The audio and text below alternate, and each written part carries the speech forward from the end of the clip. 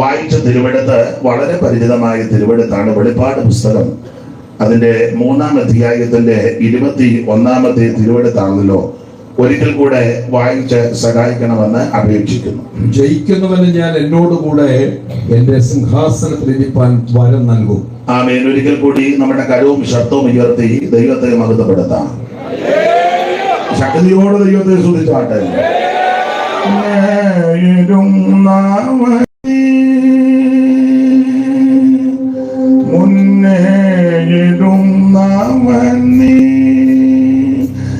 എന്നും മാറാതിരുന്നവൻ നീ,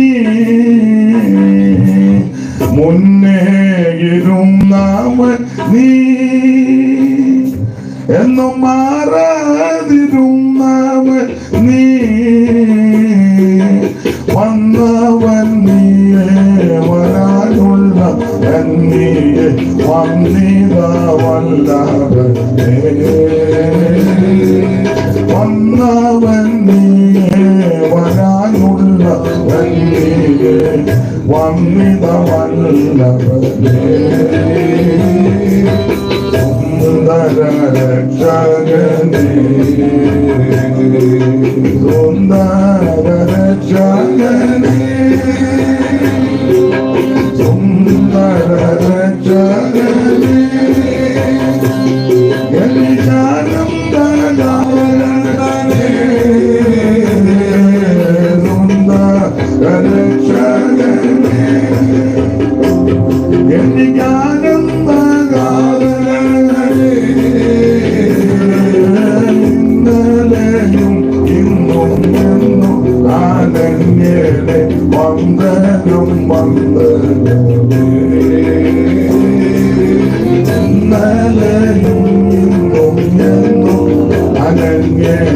വന്ദനം വന്ദനമേ സുന്ദര രക്ഷകനേ, സുന്ദര രക്ഷകനേ.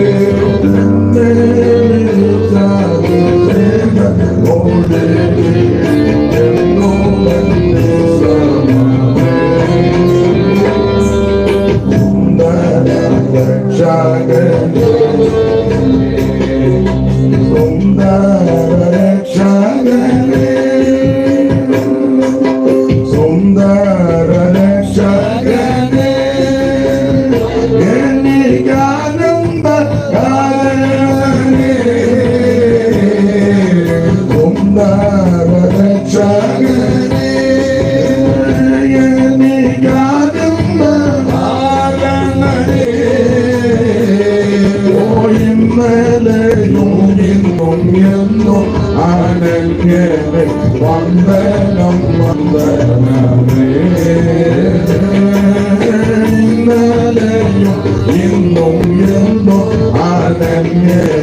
വന്ദനം വന്ദനമേ ഉന്നത രക്ഷകനേ. ഒരിക്കൽ കൂടി കരമുയർത്തി ദൈവത്തെ മഹത്വപ്പെടുത്താം. വായിച്ച തിരുവെടുത്ത് വളരെ പരിചിതമായ തിരുവെടുത്താണ്. വെളിപ്പാട് പുസ്തകം 3-ാം അധ്യായത്തിന്റെ 21-ാമത്തെ എന്നോടുകൂടെ എന്റെ പിതാവിന്റെ സിംഹാസനത്തിൽ ഇരിപ്പാൻ വരം നൽകും. വളരെ പരിചിതമായ തിരുവെടുത്താണ്. ജയിക്കുന്നവൻ. വേദപുസ്തകത്തിലെ 66 പുസ്തകത്തിൽ നമുക്കറിയാം ഒടുവിലത്തെ പുസ്തകമാണ് വെളിപ്പാട് പുസ്തകം. ഈ പുസ്തകത്തെ നന്നായിട്ട് പഠിപ്പിക്കുന്ന ആൾക്കാരുണ്ട്. വെളിപ്പാട് പുസ്തകം തന്നെ പ്രത്യേക വിഷയമായിട്ടെടുത്ത് നന്നായിട്ട് അത് കൈകാര്യം ചെയ്യുന്ന ആൾക്കാര് ഉണ്ട്. വെളിപ്പാടും ദാനിയേലും കൂടെ ചേർത്ത് ഇണക്കി സംസാരിക്കുന്ന ധാരാളം കർത്തൃഭൃത്യന്മാരുണ്ട്. വെളിപ്പാട് പുസ്തകം മൊത്തം കാണാതെ പറയുന്ന ഒരാളെ എനിക്കും അറിയാം. ഈ അടുത്ത കാലത്ത് അദ്ദേഹം കടന്നുപോയി. വെളിപ്പാട് പുസ്തകം മുഴുവൻ കാണാതെ പറയും. വെളിപ്പാട് പുസ്തകം കാണാതെ എഴുതുന്ന ഒരാളെ എനിക്കറിയാം. ചുരുക്കി പറഞ്ഞാൽ ഈ പുസ്തകത്തെ പറ്റി നന്നായിട്ട് പഠിക്കുന്നവരും പഠിച്ചവരും പഠിപ്പിക്കുന്നവരും ധാരാളമുണ്ട്. അപ്പൊ അതുകൊണ്ട് ഞാൻ ഇത് ആ നിലയിൽ പഠിപ്പിക്കാനോ ഒന്നുമല്ല ഉദ്ദേശിക്കുന്നത്. എന്നെ കൊണ്ട് അത് ഒക്കത്തുമില്ലെന്ന് എനിക്ക് നല്ല ബോധ്യമുണ്ട്. എന്നാൽ എനിക്ക് ലഭിച്ച കൃപയ്ക്കനുസരിച്ച് ചില കാര്യങ്ങൾ ഇന്ന് രാത്രി നമുക്ക് ശാന്തമായിട്ട് ചിന്തിക്കാം. വേദപുസ്തകത്തിലെ ഒടുവിലത്തെ പുസ്തകമാണ് നമുക്കറിയാം വെളിപ്പാട് പുസ്തകം. ആദ്യ പുസ്തകം ഉൽപ്പത്തി പുസ്തകം. ഇത് തമ്മിൽ വളരെ ബന്ധമുണ്ട്. ഉൽപ്പത്തി പുസ്തകത്തിൽ പലതിന്റെ ആരംഭമാണ്. വെളിപ്പാട് പുസ്തകത്തിലേക്ക് വരുമ്പോൾ പലതിന്റെ അവസാനമാണ്. അതെ, വെളിപ്പാട് പുസ്തകം 22 അധ്യായങ്ങളാണ്. ഇതുപോലെ ഒരു പുസ്തകം ഉലകത്തിൽ ഉണ്ടായിട്ടില്ല, ഉണ്ടാകത്തുമില്ല, ഇനി ആർക്കോട്ട് ഉണ്ടാക്കാൻ ഒക്കത്തുമില്ല. അത്രയ്ക്ക് ശ്രേഷ്ഠമാ ഈ തിരുവെടുത്ത്, ഈ പുസ്തകം. നിങ്ങൾക്കറിയാം, ഏതാണ്ട് 1600 കൊല്ലങ്ങൾ കൊണ്ട് ഉദ്ദേശം 40 എഴുത്തുകാര് ലോകത്തിന്റെ വിവിധ സ്ഥലങ്ങളിൽ ഇരുന്നാണ് ഈ പുസ്തകം എഴുതിയിരിക്കുന്നത്. ഒന്നുകൂടെ പറഞ്ഞ പല ഭൂഖണ്ഡത്തിൽ ഇരുന്ന് എഴുതിയവന്. ഈ 40 പേരിൽ മിക്കവരും തമ്മിൽ കണ്ടിട്ടില്ല. ഇന്നത്തെ പോലെ ആശയവിനിമയങ്ങളൊന്നും നടത്തി കിട്ടുന്നില്ല. ഇപ്പോഴത്തെ മാധ്യമങ്ങളോ രീതികളോ ഇല്ലാത്തത് കൊണ്ട് അന്യോന്യം മെസ്സേജ് കൊടുക്കാനോ കാണാനോ കൂടാനോ അറിയിക്കാനോ ഒന്നും സാധിച്ചിട്ടില്ല. പലയല്ല, ഇവരിൽ പലരും പല നൂറ്റാണ്ടുകളിൽ ജീവിച്ചിരുന്നവരാ. പക്ഷെ ഇവരെ ദൈവാത്മ പ്രചോദിതരായി ഇവർ ഈ പുസ്തകം എഴുതി. ഓരോ പുസ്തകവും എഴുതി. പക്ഷെ എഴുതി വന്നപ്പോൾ ഇതെല്ലാം ഒത്തിരിക്കുന്നുള്ളതാ ഇതിന്റെ വിശേഷത. നിങ്ങൾക്കറിയാം, ചരിത്രം പഠിക്കുന്നവർക്കറിയാം, മറ്റ് പുസ്തകങ്ങളൊക്കെ ഒരാളോ അല്ലെ 2 പേരോ അല്ലെ ഒരാൾക്ക് സഹായത്തിന് ഒരാളും കൂടി ഇരുന്ന് എഴുതിയതാണ്. ചിലരെ പറഞ്ഞു കൊടുത്തു, ചിലരെഴുതി, ചിലരെ ഉദ്ദേശിച്ച കാര്യം അവര് പറഞ്ഞ കുഴപ്പടിയാന്ന് ഓർത്ത് വേറെ ആള് പറയുന്നതായിട്ട് ഈ കുഞ്ഞിനെ അതിന്റെ ചുമതലപ്പെട്ടവർ എടുത്തോണ്ട് പോയാട്ടെ. ഇതിന്റെ ഉത്തരവാദിത്തപ്പെട്ടവരാരാ?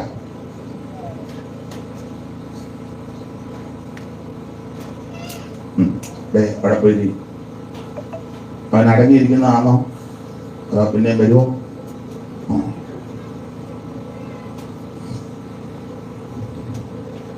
ഇത് പറഞ്ഞു നിർത്ത സഭയിൽ നിന്ന് പിണങ്ങി പോകരുത്. നമ്മുടെ സഭയിലെ മെമ്പറാണ്. അങ്ങനെ ഒരാൾ പിണങ്ങിപ്പോയി, തോട്ടക്കാരൻ ആ കൊച്ചെന്നും പറഞ്ഞ അവർ അന്ന് രാത്രി തന്നെ വേറൊരു സഭയിൽ പോകും.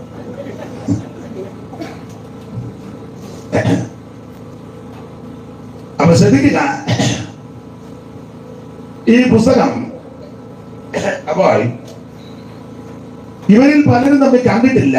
പക്ഷെ എഴുതി വന്നപ്പോൾ ഇത് ഒത്തെന്നുള്ളതാണ്. കാരണം ഇവരിൽ വ്യാപരിച്ച ആത്മാവ് ഒരൊറ്റ ആത്മാവ്, ദൈവത്തിന്റെ ആത്മാവ്.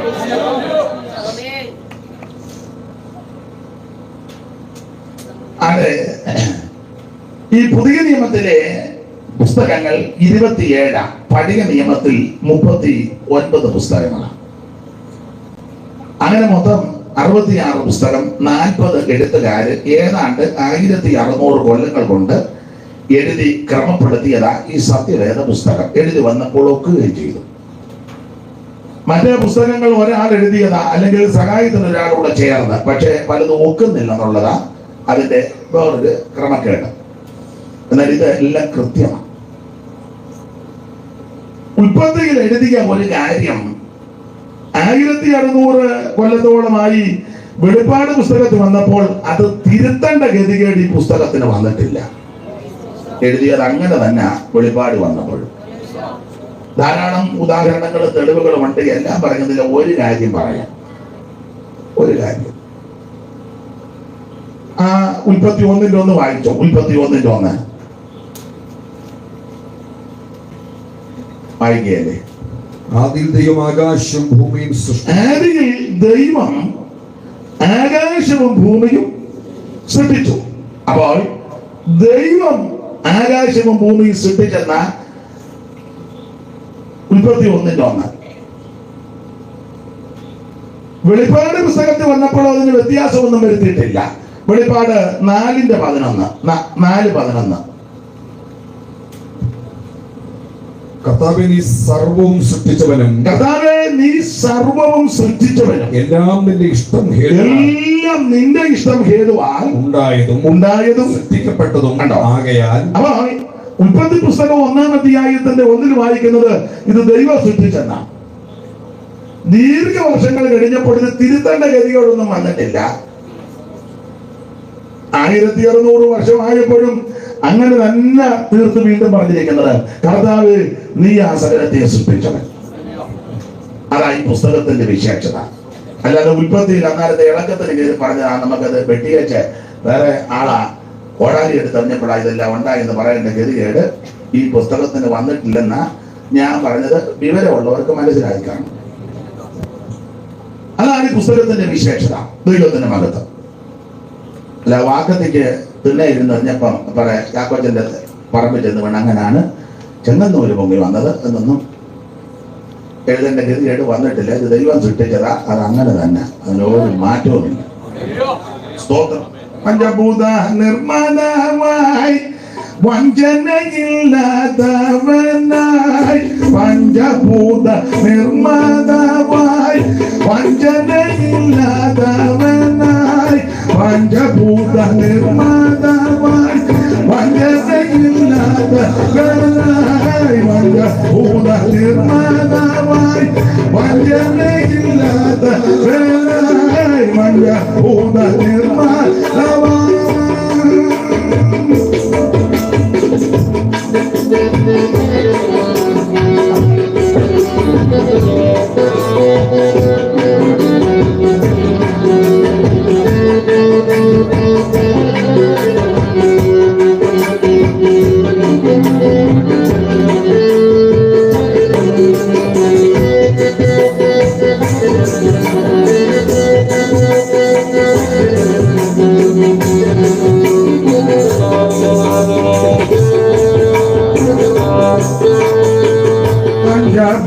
നിർമ്മാണമായി വഞ്ചനയില്ലാത്തവനായി ജിഞ്ചിൽ നേരം കൊണ്ടാച്ചില്ല സഞ്ചയങ്ങൾ സൃഷ്ടി ചെയ്തോൻ, ജിഞ്ചിൽ നേരം കൊണ്ടാച്ചില്ല സഞ്ചയങ്ങൾ സൃഷ്ടി ചെയ്തോൻ, ഏക സത്യ ദൈവമേയുള്ളൂ ഭൂവാസികളെ, ഏക സത്യ ദൈവമേയുള്ളൂ ഭൂവാസികളെ, ഏക സത്യ ദൈവമേയുള്ളൂ.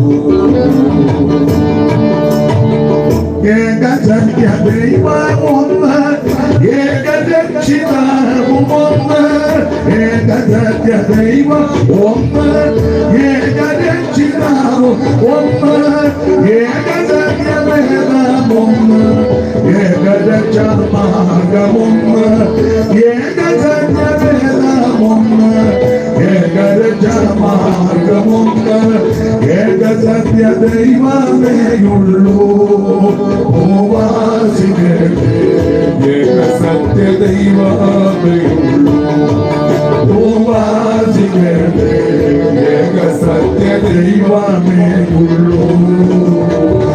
ഉയർത്തി ദൈവത്തെ മഹത്വപ്പെടുത്താം. അപ്പോൾ ഈ പുസ്തകം അത്രയ്ക്ക് ശ്രേഷ്ഠമേറിയ പുസ്തകമാണ്. ഞാൻ തെളിവിന് ഒരു കാര്യം പറഞ്ഞതുപോലെ 100 തെളിവുകളുണ്ട്. അപ്പൊ ഉൽപ്പത്തി പുസ്തകത്തിൽ പറഞ്ഞത് വെളിപ്പാടി വന്നപ്പോ തിരുത്തേണ്ട ഗതികേട് ഈ പുസ്തകത്തിന് വന്നിട്ടില്ല. അതങ്ങനെ തന്നെ. അങ്ങനെയുള്ള ഈ ശ്രേഷ്ഠമേറിയ പുസ്തകമാണ് വെളിപ്പാട് പുസ്തകം, ഒടുവിലത്തെ പുസ്തകം. നമുക്കറിയാം പുതിയ നിയമത്തിൽ 27 പുസ്തകം, പഴയ നിയമത്തിൽ എത്രയാ മോളെ? 39 പുസ്തകം, മൊത്തം 40 പുസ്തകം. അതില് പുതിയ നിയമത്തിലെ മൊത്തം 66 പുസ്തകം. അതിൽ പുതിയ നിയമത്തിലെ 27 പുസ്തകം ഏതാണ്ട് 8 എഴുത്തുകാർ ചേർന്ന് എഴുതിയതാണ്. പഴയ നിയമത്തിലെ 39 പുസ്തകം 32 പേര് ചേർന്നാണ് എഴുതിയത്.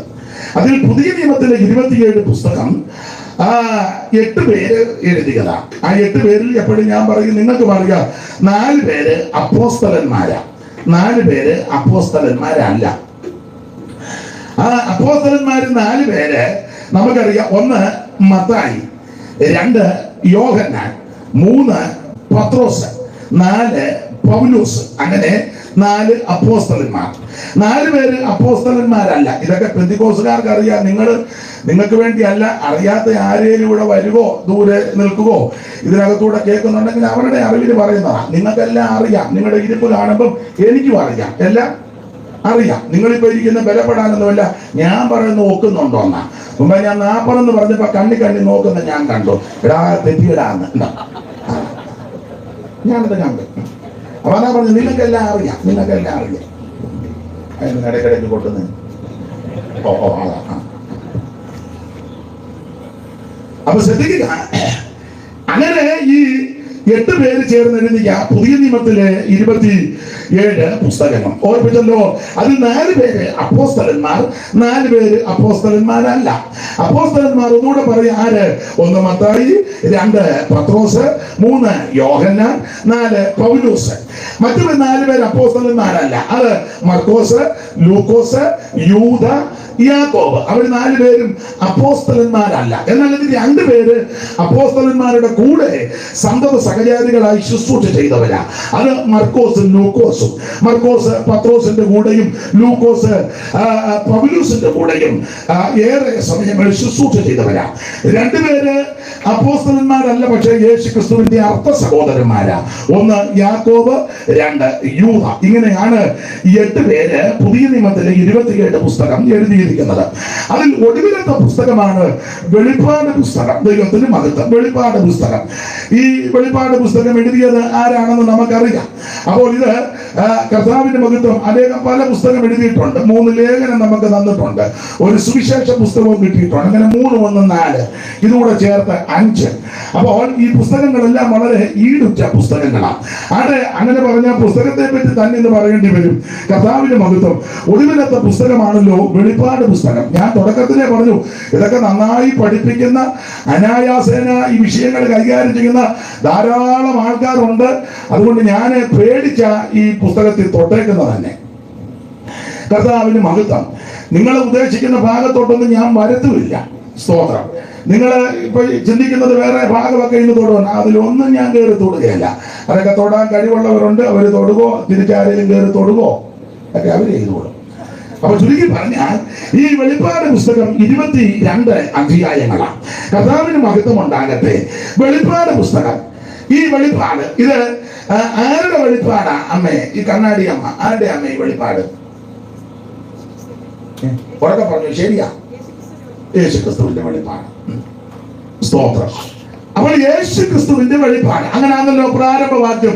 യേശു ക്രിസ്തുവിന്റെ വെളിപ്പാട്. യേശു ക്രിസ്തുവിന്റെ വെളിപ്പാട് എന്ന് പറഞ്ഞാൽ കൂടാരപ്പള്ളി തൊമ്മന്റെ വെളിപ്പാടല്ല. മനസ്സിലായല്ലോ? കൂടാരപ്പള്ളി തൊമ്മന് പണ്ടൊരു വെളിപ്പാടുണ്ടായി, യേശു വരുന്നെന്ന്. തൊമ്മച്ചനത് കയറി, പിള്ളേരുടെ ഭാഷ പറഞ്ഞാൽ അത് കയറി കീച്ചി പാവം പിടിച്ച വിദ്വാൻകുട്ടി അത് വിശ്വസിച്ചു. അങ്ങനെ കൂടെ ഉണ്ടായിരുന്ന ആൾക്കാരെല്ലാം കൂടെ കണ്ട് കൂടി, എല്ലാവരും കൂടി ഒരു പ്രത്യേക സ്ഥലത്ത് ഒന്നിച്ചു കൂടി ഇപ്പം വരുമെന്നും പറഞ്ഞു.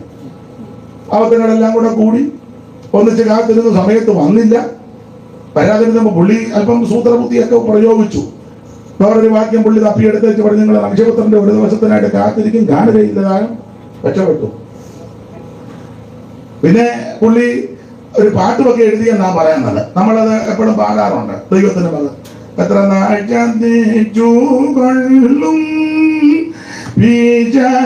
ലോകം, എത്ര നാൾ ഭരിച്ചു കൊള്ളും, നാൾ പറഞ്ഞും കൊള്ളും അപവാദങ്ങൾ ശുദ്ധിമാന്മാരുടെ മേലും. കർത്താവെ നോക്കി കാണാൻ പാതലത്തിൽ തുടിത, കർത്താവെ നോക്കി കാണാൻ പാതലത്തിൽ തുടിത, കർത്താവെ നോക്കി കാണാൻ പാതലത്തിൽ തുടിത.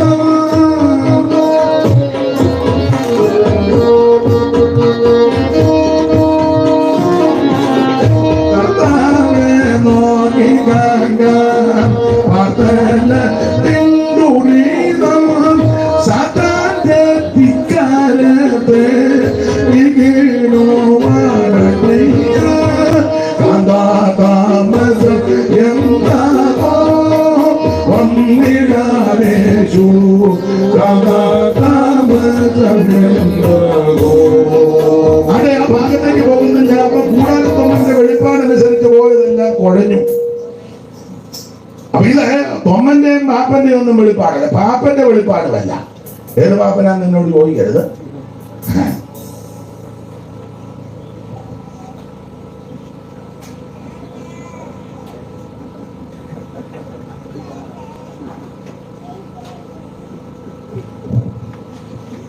കവിത എന്തിക്കാ ഇവിടെ എന്നാ പറയുന്നത്? അത് മാത്തിദാസനോട് ചോദിച്ചാൽ മതി, പറഞ്ഞു തരും. പൊതുവെ പറഞ്ഞ ഊടുപാട് തല്ല് മേടിക്കും. തോന്നുന്നു നിങ്ങൾ തല്ലുകൊള്ളാതിരിക്കാൻ ഞാൻ പറഞ്ഞതേ ഉള്ളൂ. തല്ലുകൊള്ളണോ വേണമെങ്കിൽ ഇപ്പൊ പറയാം. പുള്ളി പറഞ്ഞു, പുള്ളിക്ക് വയ്യ. അപ്പൊ ഇത് തൊമ്മന്റെ വെളിപ്പാടല്ല, പാപ്പന്റെ വെളിപ്പാടുമല്ല, അപ്പച്ചന്റെ വെളിപ്പാടുമല്ല.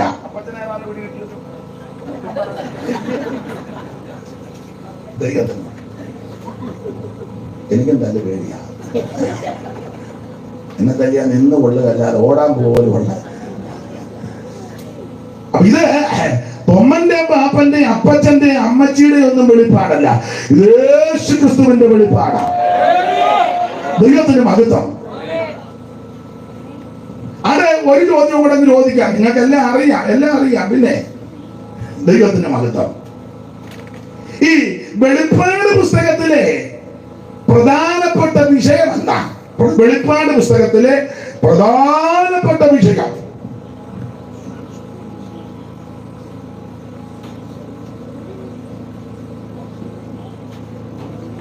എന്താ?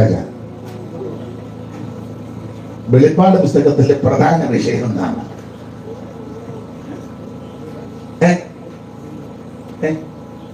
ടൈം പാസ് പറയരുതേ. പലരും പല അഭിപ്രായങ്ങളാണ് പറയുന്നത്. ചിലർ പറയുന്നത് വെളിപ്പാട് പുസ്തകത്തിലെ പ്രധാനപ്പെട്ട വിഷയം സമുദ്രത്തിൽ നിന്ന് കയറി വരുന്ന മൃഗം. ചിലർ പറയുന്നത് വെളിപ്പാട് പുസ്തകത്തിലെ പ്രധാനപ്പെട്ട വിഷയം 13 ഏതാ? വെളിപ്പാട് 13 മൃഗം.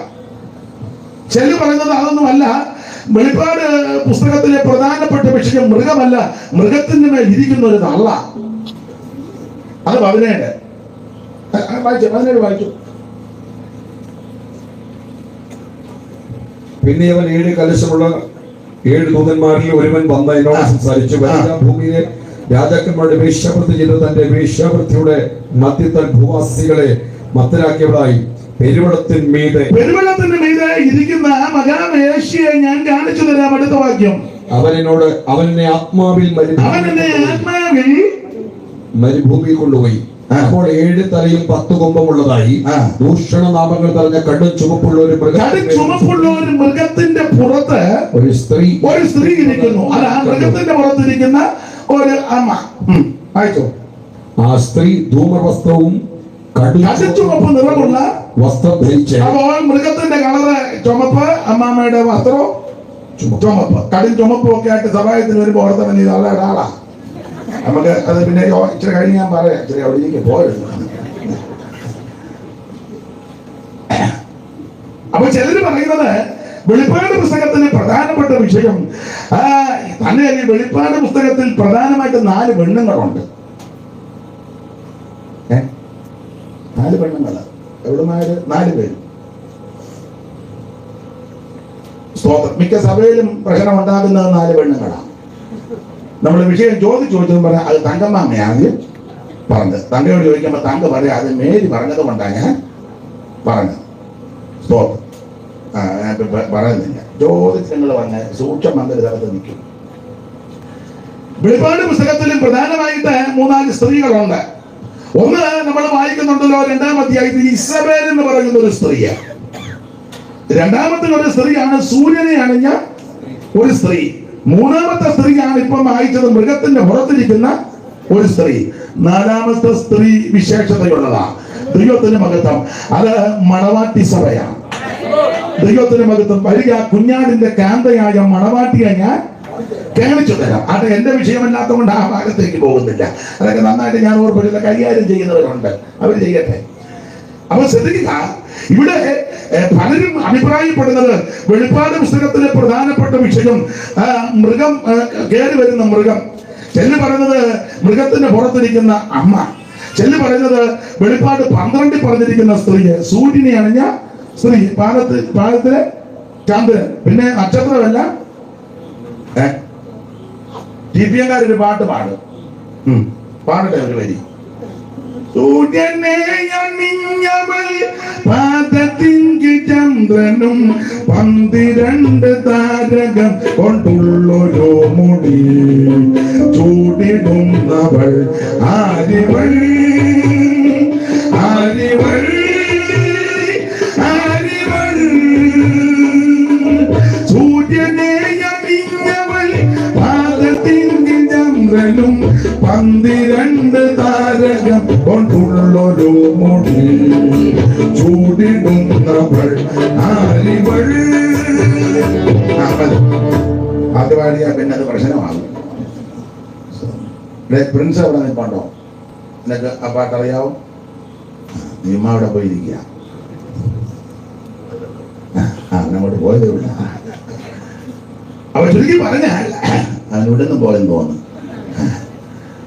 അപ്പൊ ശ്രദ്ധിക്കുക, ഈ വെളിപ്പാട് പുസ്തകത്തിലെ പ്രധാനപ്പെട്ട വിഷയം മൃഗത്തിന്റെ പുറത്തിരിക്കുന്ന സ്ത്രീ അല്ല, 12 സ്ത്രീയും അല്ല, സമുദ്രത്തിൽ നിന്ന് കരുതുന്ന മൃഗവും അല്ല. അപ്പൊ ചെല്ലു പറയുന്നത് ഇതിലെ പ്രധാനപ്പെട്ട വിഷയം 2 സാക്ഷികളാണെന്ന്. മോശയും ഏലിയാമും ഹാനോക്കും ഒക്കെയാണ്. അതൊന്നും അല്ല ഇവിടുത്തെ പ്രധാന വിഷയം. ചിലര് പറയുന്നത് വെളിപ്പാട് പുസ്തകത്തില് പ്രധാനപ്പെട്ട വിഷയം സിയോൻ മലയിൽ കുഞ്ഞാടിനോടുകൂടെ 144 അവരാന്നാ പറയുന്നത്. അതുമല്ല. ചിലര് പറയുന്നത് വെളിപ്പാട് പുസ്തകത്തിലെ പ്രധാനപ്പെട്ട വിഷയം, കുറച്ചുകൂടെ ആത്മീയ നിലവാരം പുലർത്തുന്നവർ ഇത് പറയുന്നത് വെളിപ്പാട് പുസ്തകത്തിലെ പ്രധാനപ്പെട്ട വിഷയം പുത്തന വിഷയമാണ്. ഭർത്താവിനായിട്ട് അലങ്കരിച്ച മണവാട്ടിയെ പോലെ സ്വർഗത്തിൽ നിന്ന് വീതിയും നീളവും ഉയരമൊക്കെ സമമായിട്ട് മുകളിൽ നിന്ന് ഇറങ്ങി വരുന്ന ഒരു പട്ടണം, ഭർത്താവിനായിട്ട് അലങ്കരിച്ച മണവാട്ടി. വേറെ ചില പറഞ്ഞ വെളിപ്പാട് പുസ്തകത്തിലെ പ്രധാനപ്പെട്ട വിഷയം ആ പളനി കടല അല്ലെങ്കിൽ ജീവജല നദി. ആ ചെല്ലു പറയുന്നത് ഇതിലെ പ്രധാനപ്പെട്ട വിഷയം ആ കനിയാണ്. ഏതാ? ജീവജല നദിയുടെ അക്കരെ ഇക്കരെയും ഈരാറ് വൃക്ഷം എന്നാണ്. അപ്പം 12 ജീവനദി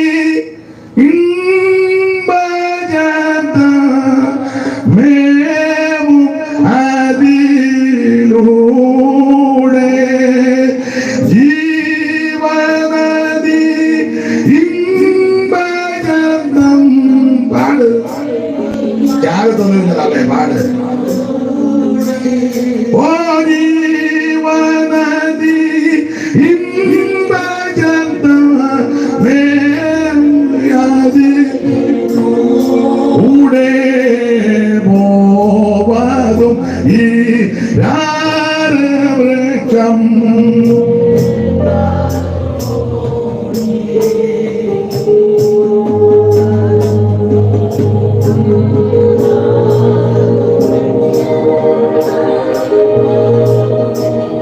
മതി ഒപ്പിച്ചു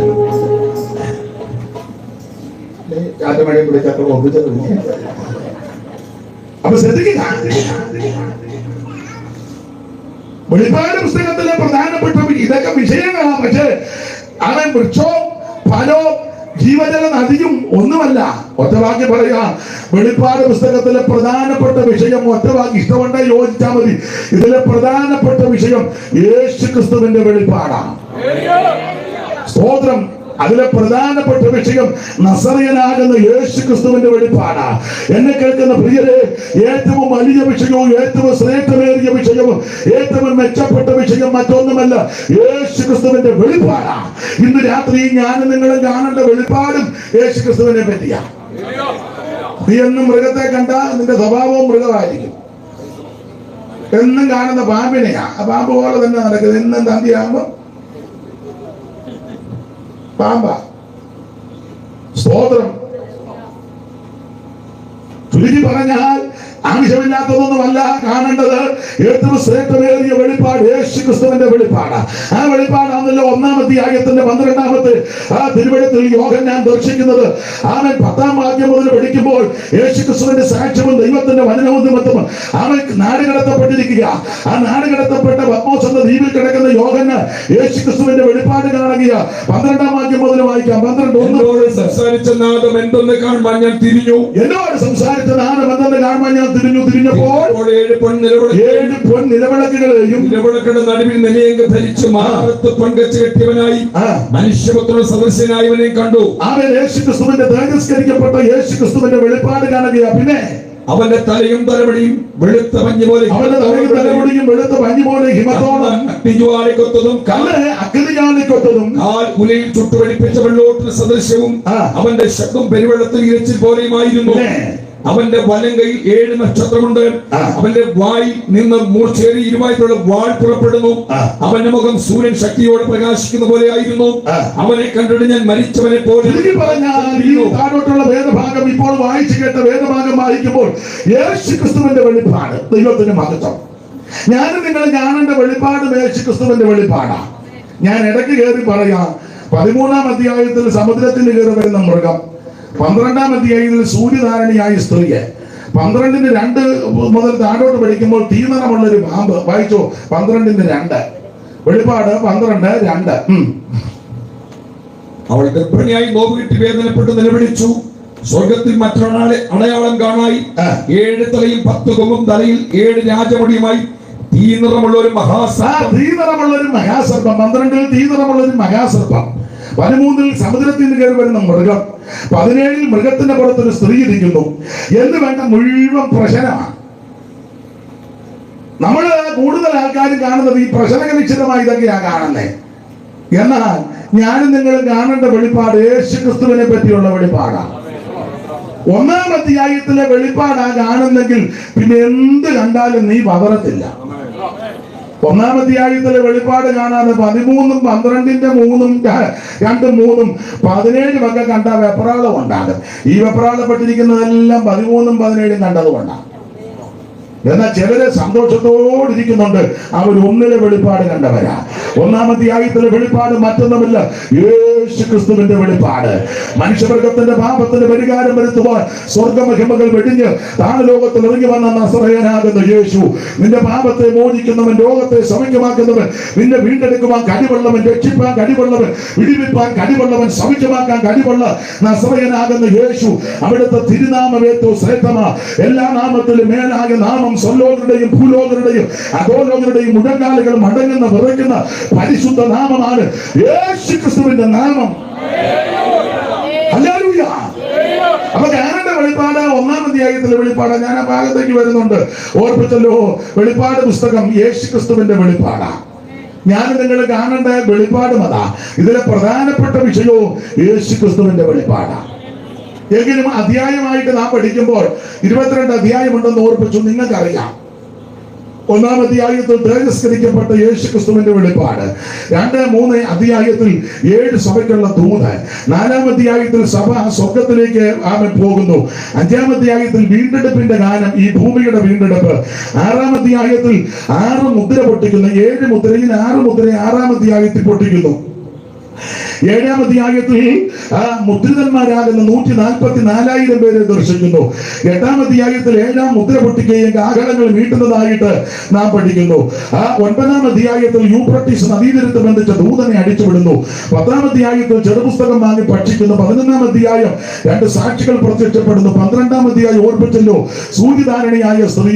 13-ാം അധ്യായം ഓർപ്പിച്ചു സമുദ്രത്തിൽ കയറി വരുന്ന മൃഗം. 14-ാം അധ്യായവും നമ്മൾ പരാമർശിച്ചു സിയോൻ മലയിൽ കുഞ്ഞാടിനോടുകൂടെ 144,000 പേര്. 15-ാം അധ്യായത്തിൽ മോശയുടെ പാട്ടും കുഞ്ഞാടിന്റെ പാട്ടും പാടി വീണ പിടിച്ചു വൈദികന്മാർ പാടി ദൈവത്തെ മഹത്വപ്പെടുത്തുന്നു. 16-ാം അധ്യായത്തിൽ 7 ക്രോധകലശങ്ങൾ ഭൂമിയിലേക്ക് ഒഴിക്കുന്നു. 17-ാം അധ്യായത്തിൽ മൃഗത്തിന്റെ പുറത്തിരിക്കുന്ന സ്ത്രീയെ കാണുന്നു.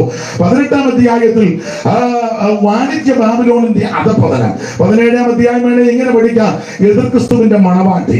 18-ാം അധ്യായം വാണിജ്യ ബാബിലോണിന്റെ അധപതനം. 19-ാം അധ്യായം കുഞ്ഞാടിന്റെ കല്യാണം. 20-ാം അധ്യായം 1000 ആണ്ട് വാഴ്ച. 21, 22 അധ്യായം ചേർത്ത് പഠിച്ചാൽ നിത്യതയാ. 21 പുത്തൻശീലവും 22 നിത്യതയായിട്ടാണ് പഠിക്കുന്നത്. അങ്ങനെയാണ് സാധാരണഗതിയിൽ ഓടിച്ച് ഒന്ന് ചിന്തിച്ചാൽ ഈ പുസ്തകത്തെ പറ്റി ഒരു ഗ്രാഹ്യം നമുക്ക് ഉണ്ടാകുന്നത്. ദൈവത്തിന് മഹത്വം ഉണ്ടാകട്ടെ. ഈ വെളിപ്പാട് പുസ്തകത്തിന്റെ വേറൊരു വിശേഷത ഏടുകളുടെ പുസ്തകം എന്നാണല്ലോ നമ്മൾ പഠിക്കുന്നത്. ധാരാളം 7ന്റെ കണക്ക് ഈ പുസ്തകത്തിലുണ്ട്. നിങ്ങൾക്കറിയാം 7 സഭകൾ, 7 നിലവിളക്ക്, 7 ദീപങ്ങൾ, 7 ആത്മാക്കൾ, അതുപോലെ 7 നക്ഷത്രങ്ങൾ, 7 തലകൾ, 7 മല, 7 ആത്മാക്കൾ, 7 കലശങ്ങൾ, 7 ക്രോധകലശങ്ങൾ, 7 കാഹളങ്ങൾ, 7 മുദ്രകൾ എന്ന് വേണ്ട ഇങ്ങനെ 7കളുടെ ഒരു വലിയ പട്ടിക ഈ പുസ്തകത്തിലുണ്ട്. അത് നിങ്ങൾക്കറിയാം. അത് നമ്മൾ ചിന്തിച്ചു വരുന്നത് വായിച്ച കുറുവാക്യം 3-ാം അധ്യായത്തിന്റെ 21-ാമത്തെ തിരുവെടുത്താണ്. ഒരിക്കൽ കൂടി ആ തിരുവെടുത്ത് വായിക്കാം. ജയിക്കുന്നവന് ഞാൻ എന്നോടുകൂടെ എന്റെ സിംഹാസനത്തിൽ ജയിക്കുന്നവന് ഞാൻ എന്നോടുകൂടെ എന്റെ സിംഹാസനത്തിൽ ഇരിപ്പാൻ വരം. ഈ വെളിപ്പാട് പുസ്തകത്തിലെ പ്രധാനപ്പെട്ട വിഷയങ്ങളിൽ കർത്താവിനോട് ബന്ധപ്പെട്ട് പറഞ്ഞാൽ ഇതിലെ പരമപ്രധാനമായ ഒരു വിഷയമോ അതുകൂടെ ചേർത്തങ്ങ് ചിന്തിക്കുക. ജയിക്കുക എന്നുള്ളതാണ് മെയിൻ വിഷയം. ജയിക്കുന്നവന്, അങ്ങനെ ഇപ്പം വായിച്ചത് ജയിക്കുന്നവന്. അതെന്താ അങ്ങനെ പറഞ്ഞത്? ജയിച്ചവന്റെ കാര്യമാണ് ഇതിലെ പ്രധാന കാര്യങ്ങൾ. ആരാ ജയിച്ചത്? ജയിച്ചവൻ യേശുവാ. ആ താഴോട്ട് പറയുമ്പോൾ ഇങ്ങനെ ഞാനും ജയിച്ചു അങ്ങനെ എഴുതിയേക്കുന്നത്. ഞാനും ജയിച്ചു. ഞാനും ഒന്നുകൂടെ വായിച്ചോ, 21 മൊത്തം വായിച്ചോ. ജയിക്കുന്നവൻ ഞാൻ എന്നോടുകൂടെ എന്റെ സിംഹാസനം ഇരിപ്പാൻ വരം നൽകും. ജയിക്കുന്നവന് ഞാൻ എന്നോടുകൂടെ, കർത്താവ് പറയാ, എന്റെ സിംഹാസനത്തിൽ ഇരിപ്പാൻ വരം നൽകും. അടുത്തത് ഞാനും ജയിച്ചു. അപ്പോൾ ജയിച്ച ഒരുവനേ ഉള്ളൂ, അത് നസറയനാകുന്ന യേശു. യേശുവാണ് സകലത്തെയും ജയിച്ചവൻ. അവിടുന്ന് പാപത്തെ ജയിച്ചവൻ, ലോകത്തെ ജയിച്ചവൻ, രോഗത്തെ ജയിച്ചവൻ, പരീക്ഷയെ ജയിച്ചവൻ, പിശാചിനെ ജയിച്ചവൻ. മാത്രമാണോ ജയിച്ച് അവിടുന്ന് ഒടുവിൽ മരണത്തെയും ജയിച്ചവനാണ്. ഇതുപോലെ ജയമെടുത്ത വേറൊരുത്തരും വന്നിട്ടില്ല, വരത്തുമില്ല. അങ്ങനെ ജയിച്ച ഒരുവനേ ഉള്ളൂ, അത് നസറായനാകുന്ന യേശു ക്രിസ്തു. Praise the Lord. 2-ാം അധ്യായമോ 3-ാം അധ്യായമോ ഒക്കെ പഠിക്കുമ്പോൾ ഇങ്ങനെ ജയിക്കുന്നവന് അങ്ങനെ കൂടെ പറയുന്നുണ്ട്. ജയിക്കുന്നവന് വെള്ളയുടുപ്പ് കൊടുക്കും, ജയിക്കുന്നവന് തൂണാക്കും, ജയിക്കുന്നവന് വെള്ളക്കല്ല് കൊടുക്കും, ജയിക്കുന്നവന് ഇരുത്തും, ജയിക്കുന്നവന് അവൻ മന്ന. ഇതെല്ലാം ജയിച്ചവർക്കാ കൊടുക്കുന്നത്. കാരണം അവിടുന്ന് ജയിച്ചവരാ. കൂടെ ഇരിക്കേണ്ടത് ജയിച്ചവരാ. പാട്ട് പാടേണ്ടതും ജയിച്ചവരാ. അങ്ങനെ വായിച്ച് 15:2 വായിച്ചേ. 15:2 വെളിപ്പാട് 15:2. തീ കലർന്ന പളുങ്കുകടൽ പോലെ ഒന്ന് മൃഗത്തോടും അതിന്റെ പ്രതിമയോടും പേരിന്റെ സംഖ്യയോടും ജയിച്ചവര് ദൈവത്തിന്റെ വീണകൾ ജയിച്ചവരാ വീണ പിടിച്ചേക്കുന്നേ. സ്തോത്രം. ഇന്ന് വീണ പിടിച്ച പല ആൾക്കാരും ജയിക്കുന്നില്ല. വീണയൊക്കെ പിടിക്കുന്നുണ്ടെന്നേ ഉള്ളു. വീണക്കാരെ എനിക്കറിയാം, തിരുമേശ എടുക്കുകയല്ല. മിണ്ടുന്നില്ല. ഞാൻ പറഞ്ഞ് മനസ്സിലാവുന്നുണ്ടല്ലോ. ഗിറ്റാറ്, ഓർഗണ്, തബല, മൃദംഗം, പിന്നെ എനിക്ക് എല്ലാത്തിന്റെ പേരറിയാൻ പറ്റില്ല. അച്ഛൻ്റെ എല്ലാത്തിന്റെ പേരറിയാം. ആയിക്കോട്ടെ, എനിക്കതിനെതിരൊന്നുമില്ല. പുള്ളി തിരുമേശ എടുക്കും. പിന്നെ അല്ല, പല ആൾക്കാർ ഇത് കൊട്ടുകാൻ, തട്ടുകാൻ, മുട്ടുകാൻ ചെയ്യുന്നെങ്കിൽ തിരുമേശയുടെ സമയം വരുമ്പോ ഇവനെ ചെങ്ങന്നൂർ ട്രാഫിക് പോലീസ് ഇരിക്കുമ്പോഴാ.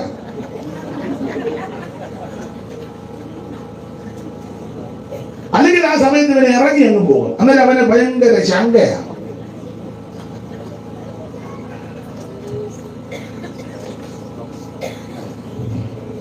പണ്ട് ഒരു പാട്ടുണ്ട്, മങ്ക മര ഞങ്ങളുടെ ചങ്ക പാടുന്നില്ല വേണ്ട.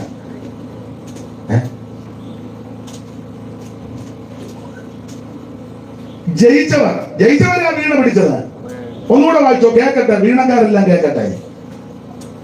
തീ കലർന്ന പളുങ്കുകടൽ പോലെ ഒന്നും മൃഗത്തോടും അതിന്റെ പ്രതിമയോടും പേരിന്റെ സംഖ്യയോടും ജയിച്ചവർ ദൈവത്തിന്റെ ജയിച്ചവര് ദൈവത്തിന്റെ വീണകൾ പിടിച്ചുകൊണ്ട് മതിയോ? ജയിച്ചവരാ. എവിടെ പോവാ? അവിടെ ഇന്നെ ഇത്ര പരിവേഷം.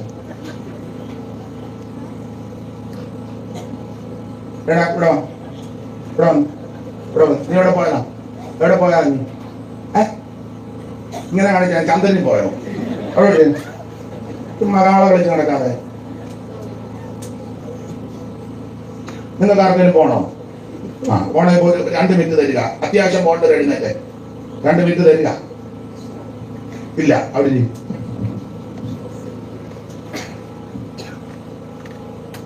അപ്പോൾ വെളിപ്പാട് പുസ്തകത്തിലെ പ്രധാനപ്പെട്ട വിഷയം യേശുക്രിസ്തുവിന്റെ വെളിപ്പാടാണ്. അത് 1-ാം അധ്യായത്തിൽ ആ വെളിപ്പാട് നമ്മൾ വായിച്ചു കേട്ടല്ലോ. നമ്മെ രക്ഷിച്ചു വീണ്ടെടുത്ത നമ്മുടെ കർത്താവിന്റെ വെളിപ്പാട്. ദൈവത്തിന്റെ മകത്വം.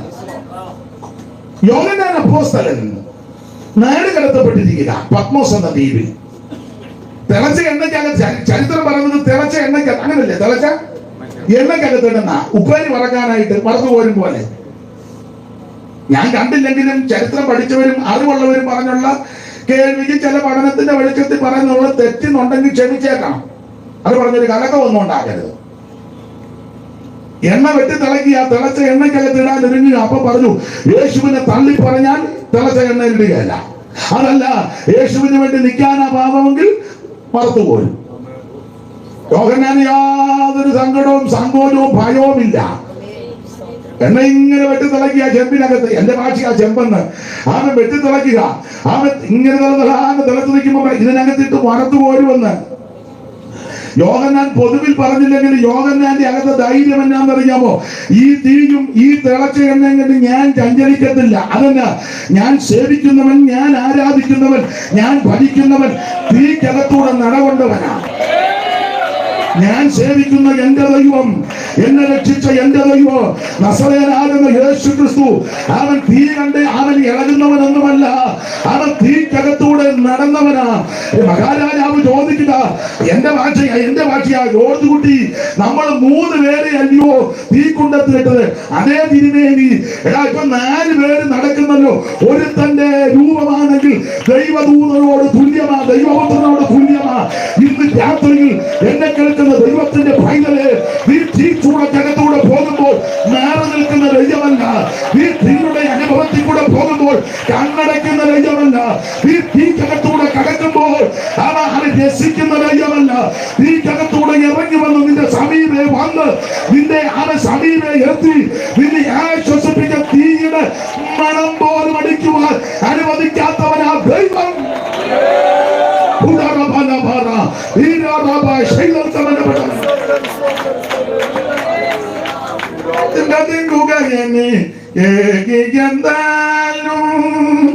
അഗ്നിയിലെന്നെ വലിച്ചെറിഞ്ഞാലും ചിന്തത്തിങ്കുകയെന്നെ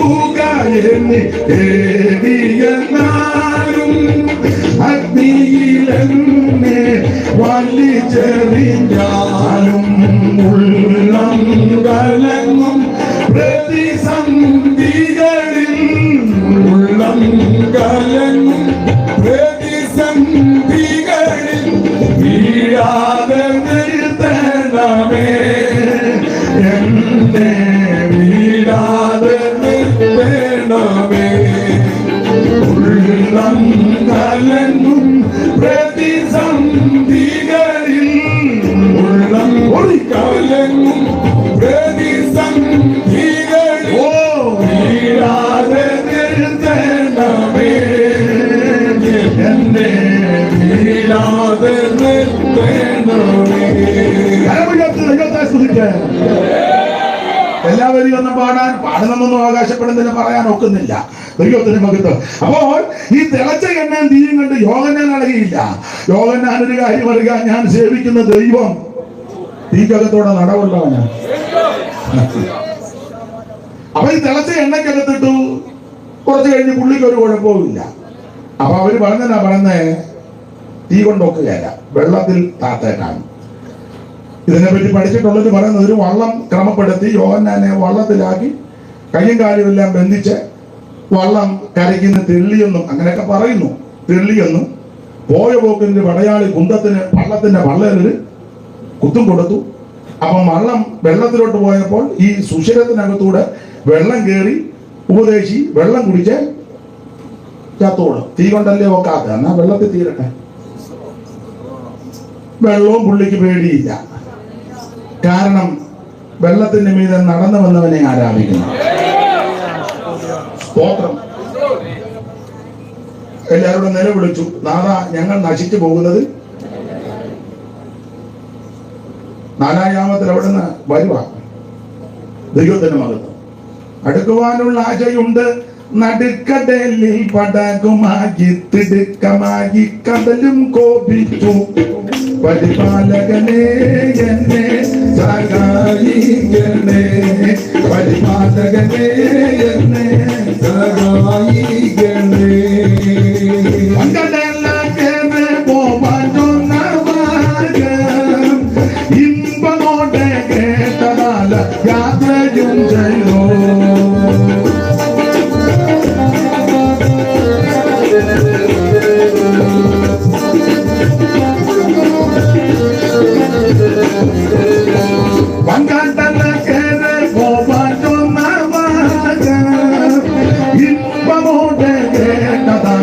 യാത്രയും ചെയ്തു. അടുക്കുവാനുള്ള ആശയുണ്ട്. നടുക്കടലിൽ പടകുമായി തിടുക്കമായി കടലും കോപിച്ചു. പരിപാലകനെ എന്നെ സഹായിക്കണേ, പരിപാലകനെ എന്നെ സഹായിക്കണേ. കാറുകൊണ്ട് ആകാശമാക്കി കോലമായി കാറ്റടിച്ചു തീരമല ഗർവവുമായി.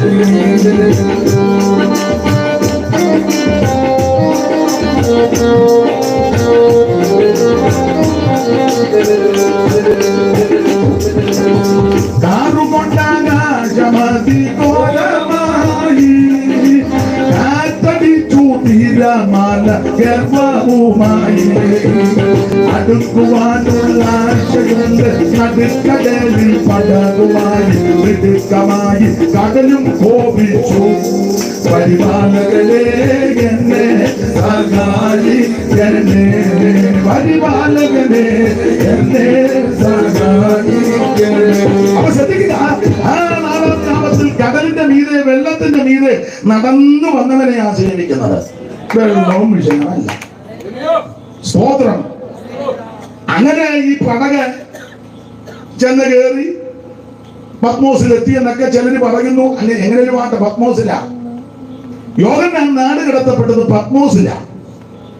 യോഹന്നാൻ നാട് കടത്തപ്പെട്ടത് എന്തിനാന്ന് ചോദിച്ചാൽ അടിപിടി ഉണ്ടാക്കി മുങ്ങിയതല്ല. 9-10 പിന്നെ ഒന്നിന്റെ നിങ്ങളുടെ സഹോദരനും യേശുവിന്റെ കഷ്ടതയിലും യേശുക്രിസ്തുവിന്റെ കഷ്ടതയിലും രാജ്യത്തിലും സഹിഷ്ണുതയിലും കൂട്ടാളിയുമായി യോഹന്നാൻ എന്ന ഞാൻ ദൈവവചനവും യേശുവിന്റെ സാക്ഷ്യവും നിമിത്തം പത്മോസ് എന്ന ദ്വീപിൽ. അങ്ങനെ പത്മോസിൽ പോയത് രണ്ട് കാരണത്താൽ. ഒന്ന് വചനം, രണ്ട് സാക്ഷ്യം. അല്ലാതെ അടിപിടി ഉണ്ടായി ആളവിടുന്ന് മുങ്ങിയതല്ല.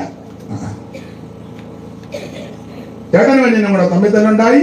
ചേട്ടൻ പറഞ്ഞു, നിന്നെ എന്നെ കണ്ട ഞാൻ മലപ്പുറം കത്തി നിന്റെ പറഞ്ഞ് മിണ്ടുന്നില്ല. മിണ്ടണ്ട.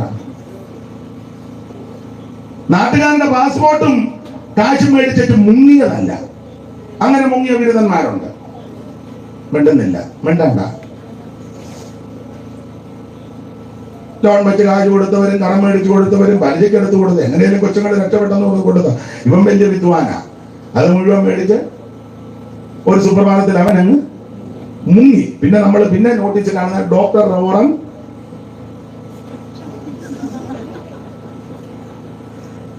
ഞാൻ പറയുന്നത് മനസ്സിലാകുന്നില്ലേ? ഇല്ലേ? മനസ്സിലായാ മതി. സ്തോത്രം. തട്ടിപ്പും വെട്ടിപ്പും കാണിച്ച് പോയതല്ല പത്മോസിൽ. അയലത്തുകാരുമായിട്ട് ഗുസ്തി ഉണ്ടാക്കി പത്മോസിൽ പോയതല്ല. സ്തോത്രം. ചേട്ടാനിയന്മാർ ഒരു കൊമ്പ് കൊടുത്തു പോയതല്ല. സ്തോത്രം. സ്തോത്രം. നാട്ടുകാരോട് കടവെല്ലാം കൂടെ മേടിച്ചു പുള്ളി മുങ്ങി പത്മോസിൽ ചെന്നതല്ല. ഇപ്പൊ അങ്ങനെ പലരും പത്മോസിൽ അങ്ങനെയാ പോകുന്നത്. എന്നിട്ട് അവിടെ കിടന്ന് ഇപ്പൊ പാടുക പത്മോസ് ദ്വീപിലേകനായി ഞാൻ.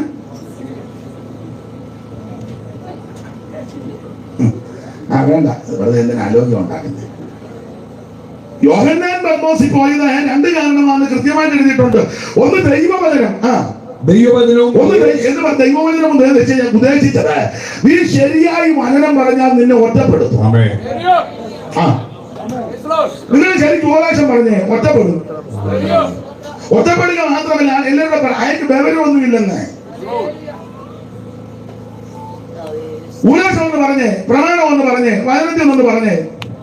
പക്ഷെ എല്ലാവരെയും സന്തോഷിപ്പിച്ച് എങ്ങനെ ഒന്നും തൊടാതെ പോകുന്നവർക്ക് ഒരു കുഴപ്പമില്ല. സത്യവചനം ശരിക്കും പറഞ്ഞേ എല്ലാവർക്കും ഒന്നും തൃപ്തി വരികയല്ല. എല്ലാവരുടെ മോഹവും തെളിയത്തില്ല. എല്ലാവരും ഇളകത്തുമില്ല. ഉപദേശം ഒന്ന് പറഞ്ഞേ സഭയിൽ നാളും പോകും. ഉപദേശം പറഞ്ഞാലേ പക്ഷെ ഇങ്ങനെയൊക്കെയാണ് ഞങ്ങളിവിടെ. എനിക്ക് ഇങ്ങനൊന്നും ഓർത്തല്ല ഞങ്ങൾ ഇതിനകത്ത്. പക്ഷെ അവിടെ ഇങ്ങനൊന്നും പറയത്തില്ല. അവിടെ ആടാം പാടാം എന്തും പണ്ട് ഉണ്ണിയാർച്ച ആടാം പാടാം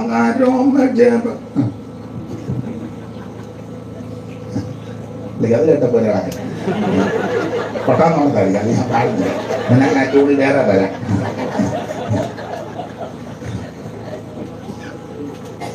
ശരിക്കും ഉപദേശം പറഞ്ഞാൽ വചനം പറഞ്ഞാൽ പൗലോസ് കൊടുത്തിരിക്കുന്ന പ്രയോഗം നിങ്ങൾക്കറിയാം. നമ്മുടെ കർത്താവാകുന്ന യേശു ക്രിസ്തുവിന്റെ പത്യവചനവും ഭക്തിക്കൊത്ത ഉപദേശവും. ഇത് പറഞ്ഞാൽ അട്ടപ്പാടിക്ക് ട്രാൻസ്ഫർ വരും. ചെങ്ങന്നൂര് നിർത്തുകയല്ല. ഇച്ചിരി ഇടാം, ഇച്ചിരി കുടിക്കുക, ഇച്ചിരി ആടാ, ഇച്ചിരി പാടാ, ഇച്ചിരി കൂടാ, ഇച്ചിരി അങ്ങനെ എല്ലാം ഇച്ചിരി കൺട്രോൾ പോകരുതെന്ന്.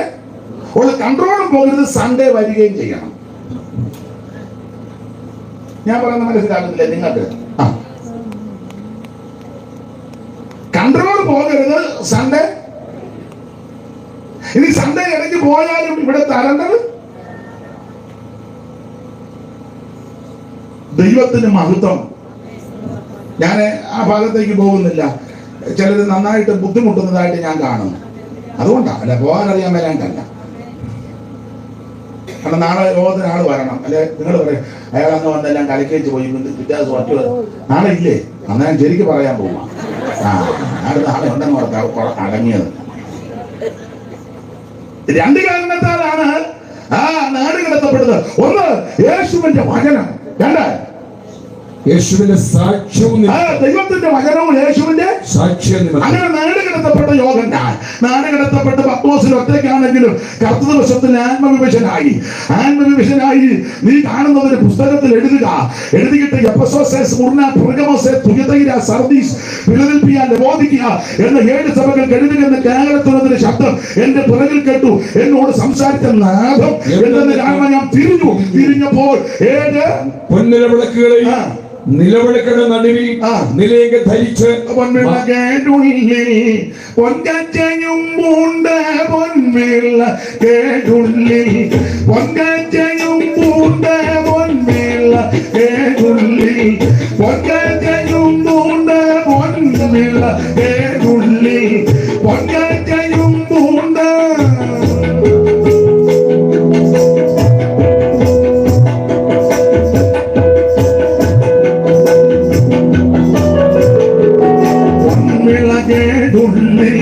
പൊൻകച്ചയും പൂണ്ട് വെള്ളത്തല മൂടി വെള്ളമഞ്ഞി പോ തന്നിൽ ജീവജോതിച്ച് വെള്ളക്കുതിര ഉറത്തേറി വരുന്ന പുരുഷനെ കണ്ടേ, ഉത്തമ പുരുഷനെ കണ്ടേ, ഓ പുരുഷനെ കണ്ടേ, ഉത്തമ പുരുഷനെ കണ്ടേ.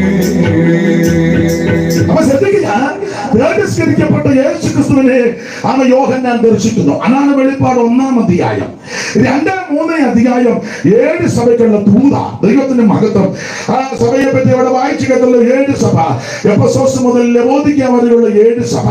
7-ാമത്തെ സഭയോട് പറഞ്ഞ ദൂതിന്റെ ഒരു ഭാഗമാണ് ഇന്ന് രാത്രിയിലെ ചിന്തയ്ക്ക് അടിസ്ഥാനമായിട്ട് വായിച്ചത്. ലവോദിക്ക സഭയോട് 14-ാമത്തെ വാക്യം വായിക്കാം, 3:14. ലവോദിക്കയിലെ സഭയുടെ ദൂത്, ലവോദിക്ക സഭയുടെ ദൂത് ആ താഴോട്ട് വായിക്കുന്നത്. ആ ദൂതിൽ പരാമർശിച്ച ഒരു കാര്യമാണ് 21-ാം വാക്യം. ഒന്നുകൂടെ വായിക്കാം. ജയിക്കുന്നവന് മതി. ഇന്ന് രാത്രി അവന് സ്തോത്രം, ദൈവമൊക്കെ ജയമെടുക്കുന്നവരായിരിക്കണം. ദൈവത്തിന്റെ മകത്തെ ജയിക്കുന്നവർ. നിങ്ങൾ ആ ഭാഗം പഠിച്ചാൽ ഈ 7 സഭയോട് കർത്താവ് ദൂത് പറയുമ്പോൾ ഈ ദൂത് പറയുന്നതിന് ഒരു തത്വമുണ്ട്, പൊതുവായ തത്വം. അങ്ങനെ ഉണ്ടല്ലോ, ദൂത് പറയുമ്പോൾ അതിനൊരു തത്വമൊക്കെ വേണം. 85 വയസ്സുള്ള അപ്പച്ചനെ 12 വയസ്സുള്ള മകൻ പറയാ, മകനെ, അതൊരു തത്വമല്ല, എനിക്ക് തോന്നുന്നില്ല. മുമ്പിലേക്ക് 85, അവന് 12, തലയൊക്കെ വെച്ചു മകനെ. പുള്ളി ഉടനെ എന്തോന്ന് കേൾക്കുന്നില്ലെങ്കിലും കിളവനും ബോധമില്ല. 85 ഉണ്ടെന്നേ ഉള്ളു, വിളി വന്നു കേട്ടിട്ടുണ്ട്.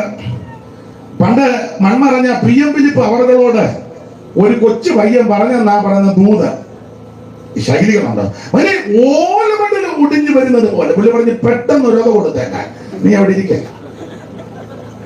ആ പഴയ മൂപ്പിലെയൊക്കെ അങ്ങനെ പെട്ടെന്ന് ഒടിഞ്ഞു വരികയല്ലേ, പെട്ടെന്ന് ഒരു കൊടുത്തേക്ക് നീ അവിടെ ഇരുന്നോളാൻ പറഞ്ഞു.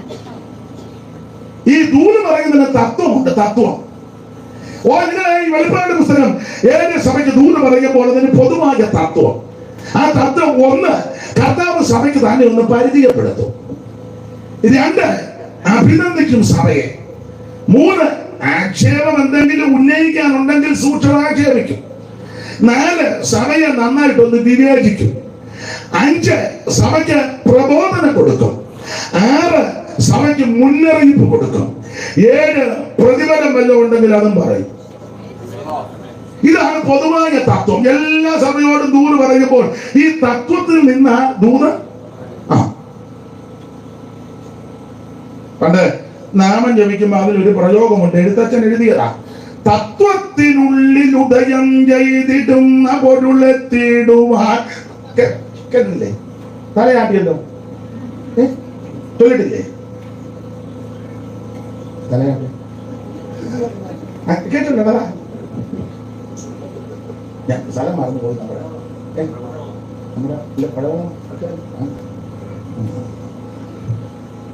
തത്വത്തിനുള്ളിൽ ഉദയം ചെയ്തിടുന്ന പൊരുളെത്തിടുവാൻ ഗുരുപദാന്തെ പതിപ്പവന് മുക്തിക്കു തക്കൊരുപദേശം തരും ജനന മതിടുവാൻ. ഭാഗ്യം ചൊല്ലുന്നില്ല. നിങ്ങൾ പറയാ ബന്ധനമുണ്ട്, ഇനി അഴിയാനുണ്ടെന്ന് പറയും. തലയൊക്കെ അത് പറയും, അഴിയട്ടെന്ന് പറയാൻ പറ്റുന്നു. ഞാന്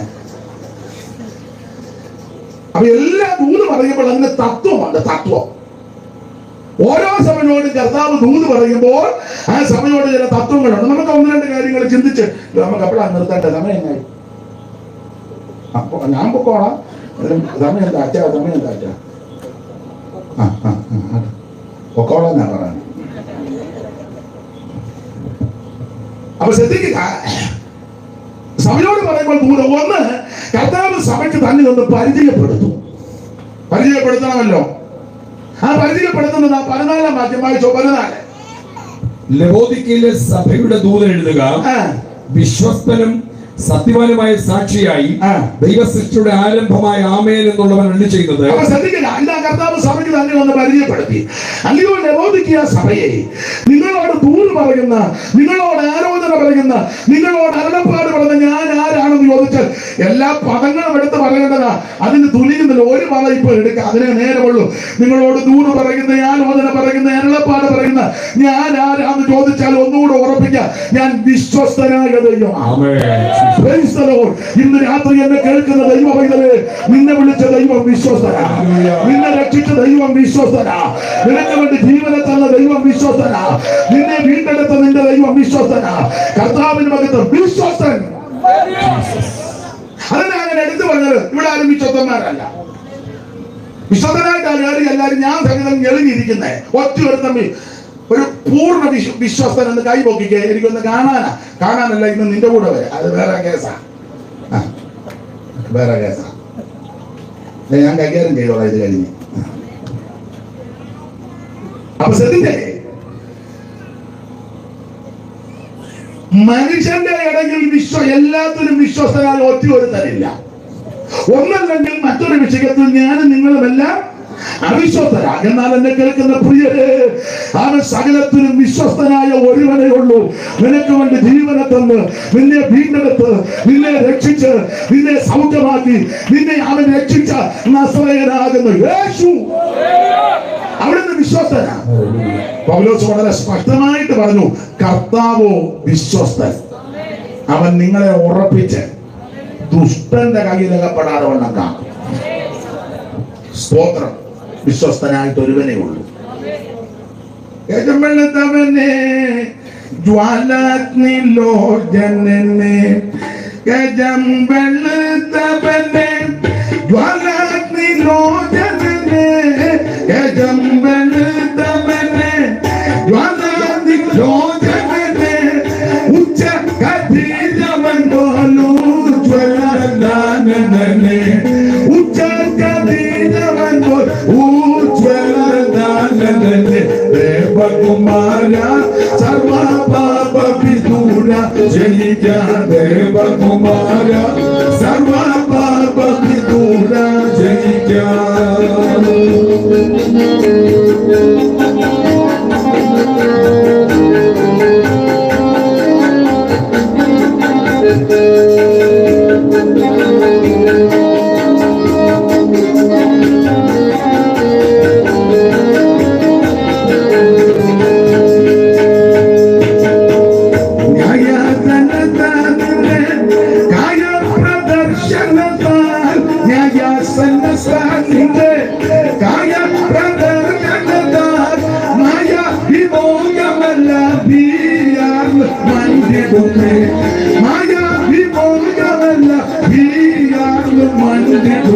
ദേവകുമാര സർവ പാപ വിദൂര ജയിക്ക, ദേവകുമാര സർവ പാപ വിദൂര ജയിക്ക. എക്ലീശിയയ്ക്കു പ്രേമ വിഗ്രഹമായവനെ, എക്ലീശിയയ്ക്ക് പ്രേമ വിഗ്രഹമായവനെ, മൽക്ലേശമാകവിക്ക് മൂക്യാശിത്രേ ഗണമേ, മൽക്ലേശമായ ദേവകുമാര സർവ പാപ വിദൂര ജയിക്ക, ദേവകുമാര സർവ പാപ വിദൂര ജയിക്ക, ദേവകുമാര സർവ പാപ വിദൂര ജയിക്ക. കർത്താവിന് മഹത്വം കൊടുക്കണം. പ്രിയരെ, വിശ്വസ്തനായി ഒരുവനേ ഉള്ളൂ. അത് നസറേയനാകുന്ന യേശുവാ. നിന്നെ വഴിയിലിട്ടേക്ക് പോകത്തില്ല, നിന്നെ അനാഥനായിട്ട് വിടത്തില്ല. സ്തോത്രം. ഞാനോ ലോകാവസാനത്തുള്ള എല്ലാ നാളും നിങ്ങളോട് കൂടുതലെന്ന് അങ്ങനെ ചെയ്തവനാ ദൈവം. ദീനത്തിൽ നിന്റെ കിടക്ക മാറ്റി വിരിച്ചു തരുന്നവനാ. കഷ്ടതയും പ്രയാസങ്ങൾ മാറി നിൽക്കുന്ന ദൈവമല്ല. ദൈവം നമ്മുടെ സങ്കേതവും അവൻ സ്തോത്രം ബലവും ആ കഷ്ടങ്ങളിൽ ഏറ്റവും അടുത്ത തുണയാണെന്ന് അവിടുന്ന് പറഞ്ഞേച്ചപ്പോൾ നിന്റെ ഭാരമെല്ലാം അങ്ങോട്ട് ഇട്ട് കൊടുക്കാനാ പറഞ്ഞേ.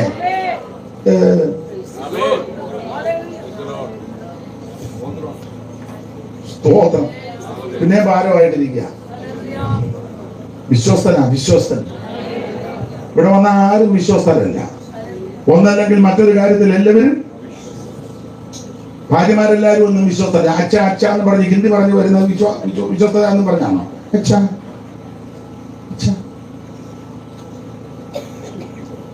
രാജസ്ഥാനിൽ വന്നതല്ലേ? ബേബി നീ ഇത് കണ്ട് അടയരുത്. ബേബി ഉണ്ടോ? പിന്നെ നിന്നോടാ പറഞ്ഞേ, ഇങ്ങോട്ട് പോകുമ്പോ അവളെ തല്ലുകയും ചെയ്യരുത്. ദൈവത്തിന് മകത്വം ഇളകരുത്. ഇപ്പൊ ഇങ്ങനെ അച്ഛ അച്ഛന്ന് പറഞ്ഞിരിക്കുന്ന പേരിക്കുട്ടി ആധാരവും നിന്റെ കണ്ണടയുമ്പം അത് തങ്ങളുടെ കയ്യിലിരിക്കുക എന്നാ. അതുകൊണ്ട് ആ 2 കൊല്ലപ്പോഴും അതിൽ 2 ഉണക്ക ചപ്പാത്തി. സ്തോത്രം. വിശ്വസ്തരല്ല. നിങ്ങളും ഭാരപ്പെടണ്ട, അവരും വിശ്വസ്തരല്ല. അപ്പോ മോളി മോളി മോളി എന്ന് പറഞ്ഞ് പാമ്പി വരുന്നത് വിശ്വസ്തതയുണ്ടെന്ന് പറഞ്ഞാണ്. അവന്റെ ബോൺ മേടിച്ച് നോക്കണം, അന്നേരം അറിയാം വിശ്വസ്തത. അതിലെ ബൈബിൾ മറന്നാലും പറയാവുന്ന ആളെ എടുത്തോളാം. ബോൺ മറന്നാൽ പറയട്ടെ, ബോൺ തരാൻ പറയും. ഇതിനകത്ത് അതല്ല, അന്നേരം അറിയാം നിന്റെ വിശ്വസ്തത. മനസ്സിലാകുന്നില്ലായിരിക്കും, മനസ്സിലായാൽ മതി. ഇതൊക്കെ തന്നെ മതം. ബൈബിൾ മറന്നിട്ട് കുഴപ്പമില്ല, അടുത്ത ആഴ്ച എടുത്തോളാന്ന്. മൊബൈലോ എല്ലാം അൺലോക്ക് ഇട്ടേക്കല്ലേ. ഒറ്റ വരുത്തത് ദൈവത്തിന് മകത്ത്. ഞാൻ ആ ഭാഗത്തേക്കൊന്നും പോകുന്നില്ല. എല്ലാവരും ഒന്നും വിശ്വസ്തരല്ല. ദൈവത്തിന് മകത്വം. കൊച്ചുങ്ങളെല്ലാവരും ഡാഡി ഡാഡി എന്ന് പറഞ്ഞത് നിന്നെ കനപ്പിക്കാനൊന്നുമല്ല. സ്തോത്രം. എല്ലാവരും ഒന്നും വിശ്വസ്തരല്ല. മനസ്സിലായോ? മാതാപിതാക്കളും എല്ലാവരും വിശ്വസ്തരല്ല. അല്ല, കൊച്ചുങ്ങളെ ഇട്ടാൽ അവർ തന്റെ കൂടെ ഓട്ടോയിൽ കയറി പോയത്. അയ്യോ, പേര് പറയണോ? ആ, എന്നോട് 3 മാസം കഴിഞ്ഞപ്പോ തിരിച്ചു വന്നു. അയ്യോ, ഒരു പൊടിക്കുഞ്ഞിനെയും കൂടെ ഇട്ടാ ഇവിടെ പോയപ്പോ കൊച്ചു കിടന്ന് കരയില്ല. കരണയില്ലാത്തവളും ഉണ്ട്, ഉണ്ടെന്ന്. ഇവരെല്ലാം എല്ലാവരുടെയും കാര്യമല്ലേ പറയുന്നത്. എല്ലാവരും ഒന്നും വിശ്വസ്തരല്ല. ഭാര്യയും പിള്ളേരെ ഇട്ടേച്ച് വേറെ ഒരുത്തിയുടെ കൂടെ പോയവനും ഉണ്ട്. കഴിഞ്ഞ ദിവസം കേട്ടത് മലബാറിലെങ്ങാണ്ടുണ്ടെന്നാ. ഞാൻ ഇങ്ങോട്ട് നിന്ന് പോകുന്നുണ്ട് കൺവെൻഷൻ. അവനെ കാണാനല്ല. ഇവിടെ എല്ലാവരും ഒന്നും വിശ്വസ്തരല്ല. അല്ലോ, വിശ്വാസികൾ എല്ലാവരും വിശ്വസ്തരാണ്. പാഷേ പാഷേ പാഷ എന്ന് പറയുന്ന വിശ്വസ്തത കണ്ടാട്ടാണോ? പാസ്റ്റർ എന്ന് വിളിക്കില്ല, പാഷ. നമ്മൾ നിങ്ങൾക്കെല്ലാം വേണ്ടി ജനിക്കരുത് പ്രാർത്ഥിക്കും. പേര് പറഞ്ഞും കുടുംബം പറഞ്ഞും അവരുടെ വിഷയങ്ങളൊക്കെ പറഞ്ഞ് ഇങ്ങനെ സാക്ഷി പറയുമ്പോഴും എല്ലാം പ്രാർത്ഥിക്കല്ലേ. അതുകൊണ്ടാ പാഷ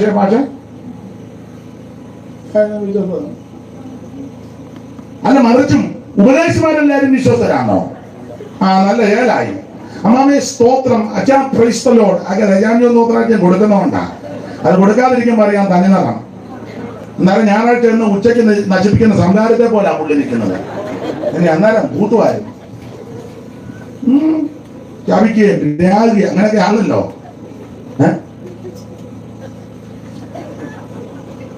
അന്നേരം അറിയാൻ തന്നെ നടണം. നീ വെരു പിടിക്കുകയല്ല, എന്റെ അന്നാലും വെട്ടുവാദം വന്ന് എത്തുപോകും കൊടുത്തില്ലെങ്കിലേ. അല്ല, മീനായി അങ്ങനല്ലേ, പല്ലിന് കടിപ്പാൻ കൊടുത്തില്ലെങ്കിൽ വിശുദ്ധയുദ്ധം പ്രഖ്യാപിക്കുവനാ. പല്ലിനെ കടിക്കാനിട്ട് വാക്യം വായിച്ചു. ശുഭാസ് കണ്ടോ വാക്യം? പല്ലിന് കടിക്കാൻ കൊടുത്തില്ല, വിശുദ്ധയുദ്ധം പ്രഖ്യാപിച്ചു. പെട്ടെന്ന് വായിച്ചു, നമുക്ക് സമയമില്ലെങ്കിലും ഒന്ന് വായിച്ചത്.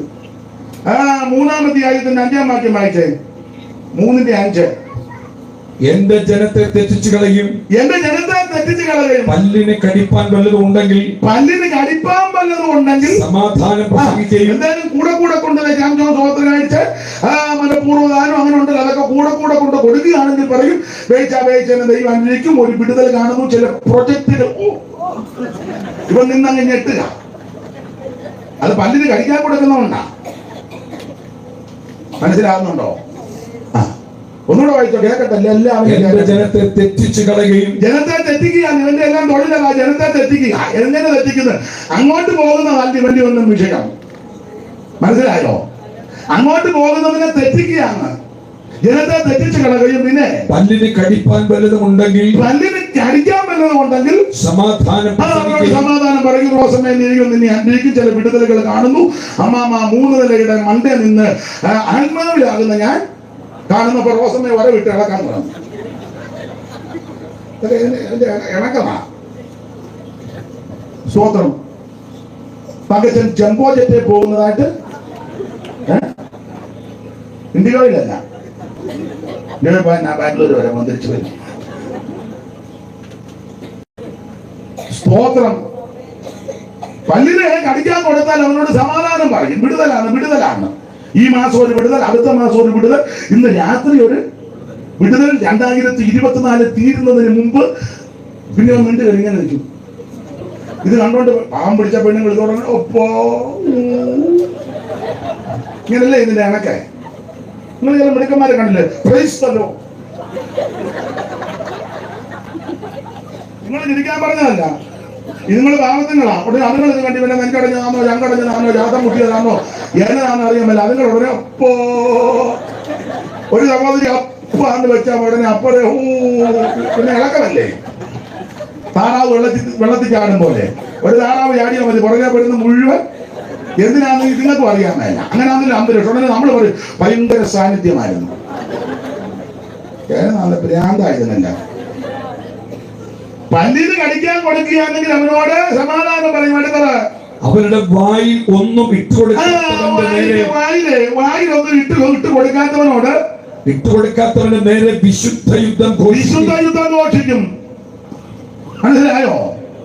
എന്റെ വിഷയമല്ലാത്ത കൊണ്ട് ഞാൻ ആ ഭാഗം അധികം പറയുന്നില്ല. വേണമെങ്കിൽ യെഹെസ്കേല് 22:28 കൂടെ ചേർത്തൊന്ന് വായിച്ചോ.